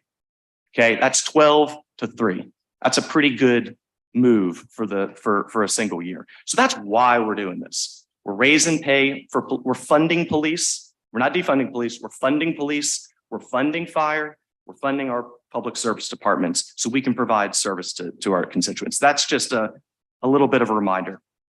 I hate property taxes too. There's no question about it. But let's put these numbers into context. I just have a couple things I want to mention for the record here. The city of Charleston has not had a net millage increase since 2009. 2009. So this idea that people in the city of Charleston have just been pummeled with property taxes is just not true. It's just not true. And then this argument about property tax increases being this terrible thing for business and things of that nature. The city of North Charleston, fantastic place to do business. I know I'm doing some free advertising for them right now, but let's give them credit where credit is due. It's a heck of a place to do business. In 2021, the city of North Charleston's gross millage was 95 mils. City of Charleston, 74.75. With the lost credit adjustment, the spread is it's 74.25 for North Charleston, 60.8 for the city of Charleston. So it's a 14, they got 14 more mills on their taxpayers than we do. So this idea that a 3 mil increase is going to just crush industry, it's not good. I'm not here with pom-pom celebrating a 3 mil increase, but let's put it in perspective in terms of what we're doing. And again, I hope that under the Sea Kings parking plan, we can roll back all 3 of those mills. I think it's a great idea. But moving forward, I cannot stress enough, and I agree with everybody that's made this comment. The city of Charleston is going to need to get creative and, dare I say, aggressive when it comes to new revenue sources. The legislature passed what I believe to be the most significant expansion of local home rule authority in fiscal matters this summer. It's called Act 236. There are some preliminary discussions going on right now. I don't want to get into too much of it. It's going to be way more than 10 minutes. You can call me anytime you want if you want to talk more about it. 40 more seconds. Okay, but what we're talking about right now, I'll give everyone a sneak peek, is a way to shift substantial revenue for the city onto the tourism industry in a magnitude that would transform the city's budget. And it's available and authorized under Act 236, in my opinion. It's on the legal frontier. We're going to need to talk long and hard about it. But this could be a total game changer. It ain't something we're doing on the floor right now. This could be potentially done next budget cycle. And I look forward to having those conversations with everybody in due time. But let's pass the budget as presented. Let's raise the parking revenue and let's see where we are in the summer. Thanks. Councilmember Waring. Believe it, Mr. Mayor, I'm gonna say ditto to Councilmember Appel.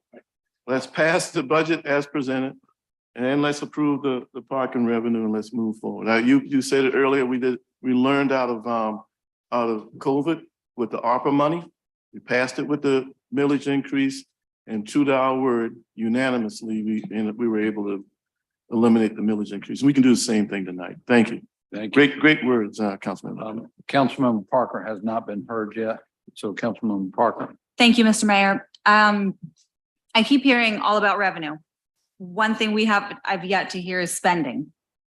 I think spending is an issue, and that's why I can't support this budget. This budget process, this was a first for me. Seeing the way the city, dealt with it, we were basically at a workshop given 5 mil increase, 3 mil increase, and that was it. So one thing I just want to continue on, we hear a revenue solution, but we haven't really heard a whole lot of spending solutions. Mr. Mayor, you told me once that we can, rub our head and pat our stomach or vice versa at the same time. I mean, well, that's sort of the indicate, when we're balancing a budget, we have to look at those issues and decide where we want to spend our city taxpayer dollars. So. Thank you. Anybody who hadn't been heard yet. Now back to Councilmember Gregg. I hadn't forgotten about you. So the motion on the floor right now is to pass the budget as amended. Or no, as. We don't as- have an amendment Okay, attached to it right now. so I'm gonna make an motion to make an amendment to the budget to eliminate the property tax increase and raise $6.3 million in parking. Okay, so, Councilmember Gregory, I think, made the, motion. Would you like to accept the amendment or we can vote on it separately? Brady made it. Brady made it. I originally made it. Okay. You what? I had originally offered the amendment that we adopt the parking fee revenue as proposed by Councilmember Seekings. Oh, you did? I did when I was talking. Today is ignore me day, which is fine. But no, I had made that amendment when I was. So that just, that doesn't do anything to the property taxes. That we're just saying, just raise more revenue through parking. Okay, did we get a second to your, amendment? I don't remember. I do not recall. Wait. Hold on. Hold on. Madam All Clerk. right, so Councilmember Brady said he made a motion. It was not seconded. But Councilmember Gregg has made an amendment that was that was already seconded by Seekings. Okay, So the motion that was originally made was to approve items 1 through 4 as is. And then there is an amendment on the floor that was made by Greg, seconded by Seekings. And can you repeat your motion?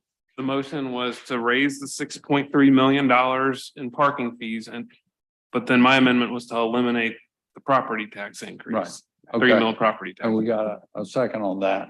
And I'd like to take a vote on that amendment separately. And see if it passes or fails to go to back to the original motion. And can we do a roll call vote? And we can do a roll call vote, of course. Councilmember Seeking. Just very briefly, a couple of comments after everything's been around. I don't think the sky's falling for business in Charleston. I didn't say that. I do think there's some opportunities we have here to spread the pain across the revenue side in a different way. I think that's the message I've tried to put out there. Right. This isn't the Seekings Parking Fund. This has come to a lot of hard work from BFRC who keep us up to date, know what's going on. It's just a way, in my humble opinion, that we can balance a budget, not put our AAA credit rating at risk, which a balanced budget will not do, move it forward, and again, spread across the millions of people rather than the hundreds of thousands of people that are here, some of the costs of running a city. That's the suggestion that I've got. I think that's what this amendment does. And it'll work. I'm very confident that it will. So I just want to make sure that everyone doesn't think that I think the world's going to come to an end over all this. I don't. And I don't think businesses are moving to North Charleston. By the way, property values in North Charleston are about a third of what they are in the city of Charleston. So that on the revenue side, I think if you look at their gross revenues from their property taxes, I doubt they are the equivalent of ours. I think they're probably lower, but that's a whole different issue. So I believe that there's a way in this budget cycle that we have at our hands to back off the property tax increase, balance our budget, not put anything at risk, our employees, our AAA credit rating, our competitiveness, all of those things. And we ought to do it. If that's not the will of this council, that's fine. But I just want to make sure we keep it on even keel and not be too dramatic about it. Let me call on Council Bowden next. He hadn't been heard on this matter, budget matter. I just wanted to hear what Amy had to say. I just need some clarification on that. So if this motion passes, what we're changing is the transient fees and the hotels. Correct. Okay, millage is 5.169 million. So There's two that are projected that you all projected. Between those two fees comes out to 6.3. exactly, we only need 5.169, so we don't have a balanced budget. Okay, one. And even so, we can't balance on the side of too much revenue. It's got to be 100% balanced. It has to be 100% Okay. balanced. Got But with that being said, if we did that, we really it takes 3 weeks to do this in a garage in terms of getting everything programmed. So that's probably about 600,000. So we're still over. So I would suggest just the take of the millage away with parking to the 5.169 million and not 6.37. So it balances. Right, I have a Whatever question. is- Just whatever. raise those two line items to whatever it comes out to and roll back the millage. Yeah. Okay. Just to Councilmember Bowden, did you have another comment? You're good. Councilmember Gregory. Yeah, mine's a question with respect to parking. During the pandemic, okay, how much did our parking go down? It was like 30 considerable. Yeah, it was like 34%. And that's the speculative part of this that bothers me. Okay, we don't know with this triple threat, triple threat, what's going to happen with parking. We don't know. During the last pandemic, it went down 34%. So we're gonna base our budget on that? All right. Anyone else who hadn't been heard on the amendment would like to be heard? Last call goes to Councilmember Gregg, then we're going to call the question. Thank you, Mr. Mayor. Thank you, Councilman Gregory. We're already depending a huge amount of our budget on parking. It's already baked in the budget. 15% of the revenue coming into the city is from parking. So increasing that another 3% is what we're talking about doing. In our house, if we have less money coming in, we have to spend less money. And so if there is another pandemic or emergency or disaster in this city that befalls us, we are going to have to tighten the purse strings some way. Whether it be through parking, whether it be through, we're going to have to spend less money. That's what we ask. That's what every family in America has to do if less money comes in. We would have to do the same thing. So I understand that it's speculative. I understand that parking revenue fluctuates, but we're already banking a huge amount of our budget on parking revenue. So increasing it by 3% just doesn't seem like that big of a stretch to me. All right. Thank you very much.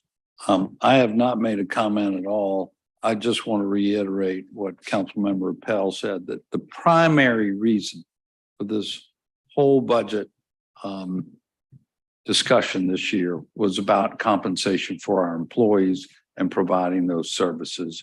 And I just feel strongly that we need to be sure it's there to make that happen. We can't cut back on what we're proposing to pay our employees. That's important. We did come up with alternatives in our long discussions to fund this budget or to balance this budget this year. We had a long discussion about the local option sales tax. And by the way, when tourists come to town and they spend money and they pay sales tax, they do contribute that way as well. It's another way they contribute. And Councilmember Gregg, you made an excellent point when we gave first reading that there's an equity issue here between the two counties that we need to address. And frankly, if we use the LOST, that would help to reduce that disparity. That's a discussion for next year. I understand it. I understand that's for next year.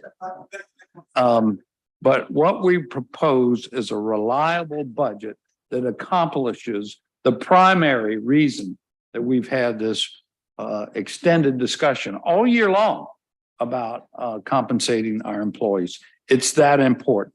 And I'm all for adjusting our parking fees reasonably and putting as much on it as visitors as we can. Don't forget, though, that locals use our parking garages and our meters as well. Our local citizens and employees use those parking garages too. So we have to be careful.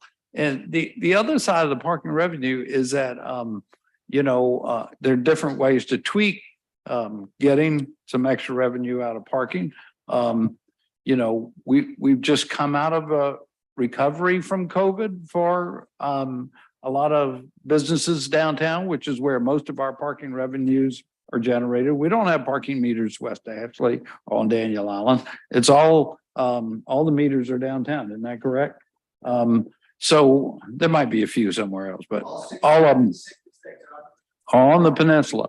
And Councilmember Seekings mentioned we're about to come forward with to approve a contract to replace our meters. With all due respect, I think that's the appropriate time to change the rates is when we put the new meters in, you know, and add the technology. But I will tell you, Councilmember Seekings, I was at a hospitality meeting of a restaurant and hotel owners. I asked that specific question. How many would like to see us start enforcing after 6 o'clock again? And you know how many people raised their hands? There were about 50 in the room. Not one, not one. All right, I did want to share my perspective. We'll call the question on the amendment to substitute the parking revenue for the millage. And I just have one clarification. So Councilmember Gregg, you said 6.3 million. Is that?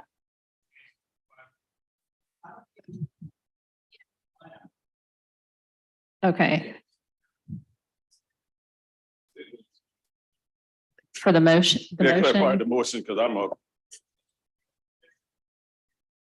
the parking funds. Yeah. Hotel and transient. Did everyone get that? All right, so we'll do a roll call Call the vote. question. Councilmember Gregg. Councilmember Gregg votes aye. Councilmember Shealy. Aye. Councilmember Shealy votes aye. Councilmember Saccharin is absent. Councilmember Mitchell. Councilmember Mitchell votes nay. Councilmember Brady. Aye. Councilmember Brady votes aye. Councilmember Gregory. Councilmember Gregory votes nay. Councilmember Waring. Great idea, but I'm gonna vote nay because I'm gonna go with the millage, but I think there's another way to handle the parking. Nay. Councilmember Waring votes nay. Councilmember Seekings. Aye. Councilmember Seekings votes aye. Councilmember Shade. Councilmember Shade votes nay. Councilmember Bowden. Nay. Councilmember Bowden votes nay. Councilmember Appel. Nay, in a brief explanation of my vote, I'm voting nay because our CFO said this would not be sound fiscal policy. Councilmember Appel votes nay. Councilmember Parker. Aye. Councilmember Parker votes aye. Mayor Tecklenburg. Nay. Mayor Tecklenburg votes nay. The motion fails. Now the motion on the floor is to approve 1 through 4. I think we've had plenty of discussion already. Yes. Any last shots on it? We do 1 through 4. We've got a motion on the floor. Yeah, it's already on the floor. Oh, Councilmember Brady. Councilmember Brady. Yeah, may I ask a point of clarification?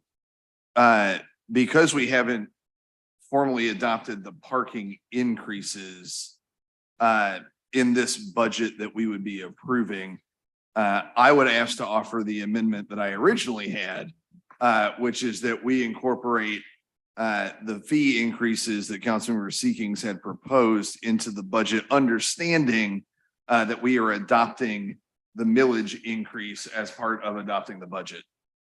Can I just comment on that very quickly? I'll second it. There's not a second. I'll second it. We got a second. All right. I don't think Amy has to come up here. We can't do that because it's not a balanced budget. We'll Well, have revenues. can't you just leave the line item for parking where it is? Can't, now you have double revenue.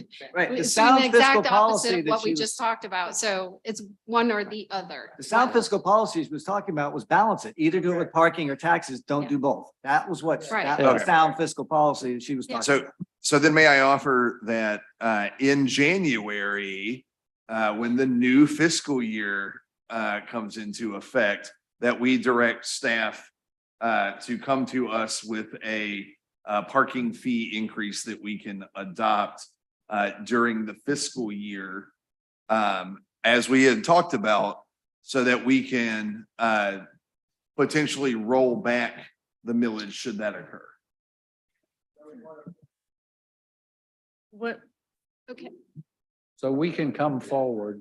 I would recommend we bring that to your Traffic and Transportation Committee, which is where we normally would talk about parking fees and The also Junior Traffic and Transportation Committee, just to be clear. Traffic and the parking ticket fees as well. And if we approve those in January, we can make efforts to go ahead and adjust our parking rates next year, can we not? Yes, Sure. we had talked about doing that all along, is looking at all of our fees starting in January. So we've been having this conversation for at least 6 months now about that. But again, rolling back and deciding, we're just back to what I just said before about fiscal policy, but I'll stop there. I'll stop there. Would you, I'm sorry. Yeah. Councilmember Parker? I don't want to go backwards here, but again, we've been talking about it for 6 months. A budget committee has been talking about it for 6 months. Not You're right. council. You're absolutely right. Okay. You're right. Councilmember To Brady, clarify, would- I mean, I found out about this, Councilmember Brady, do you want to keep your? I withdraw. motion? Withdraw the motion. So the motion now on the floor is items 1 through 4 to approve the budget as submitted. All in favor, please say aye. Aye. Any opposed? nay. Nay as to 4. As to 4. All right, can I do a roll call vote? Sure. Councilmember Gregg. Councilmember Gregg votes in favor of 1 through 3, nay on 4. Councilmember Shealy, In favor of 1 through 3, nay on 4.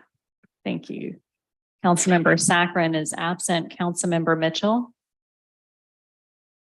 Councilmember Mitchell votes aye. Aye. Councilmember Brady votes aye. Councilmember Gregory.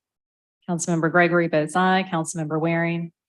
Councilmember Waring votes aye. Councilmember Seekings. Nay as to 4. Councilmember Seekings votes nay on 4 and aye 1 through 3. Councilmember Shade. Councilmember Shade votes aye. Councilmember Bowden. Aye. Councilmember Bowden votes aye. Councilmember Appel. Councilmember Appel votes aye. Councilmember Parker. Nay, 1 through 4. Councilmember Parker votes nay 1 through 4. Mayor Tecklenburg. Aye. Mayor Tecklenburg votes aye. The motion carries. Third reading. Thank you. Third reading. Now for third reading and ratification, we have a motion and a second. Any discussion? Who All is in the favor? second? Who is the second? Thank you. Okay. All in favor, please say aye. Any opposed? Nay. Do we have the same allocation as before? Sir? Yeah, all right. I'm just asking for the record. Okay. All right. Next up, we have 3 more items under second Move for reading. approval 5 through 7. 5 through 7. We got the lease and a couple of annexations. Any discussion on those 3? Hearing none, all in favor, say aye. Aye. Any opposed? The ayes have it. Now for third reading and ratification of 5, 6, and 7. We had a motion and a second. All in favor, please say aye. Any opposed? The ayes have it. I will. And next, we have a bill up for first reading, and I'm going to start signing some things.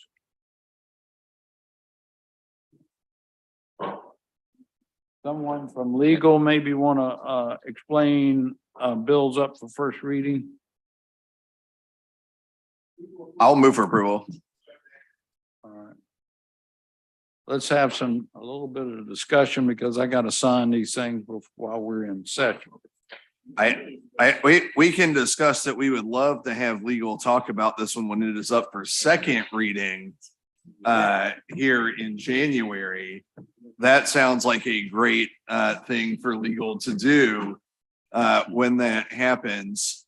And I hope everyone has a happy holidays, a Merry Christmas, Happy Hanukkah, Happy Kwanzaa, everything that everybody celebrates. And hopefully we will see each other in the new year.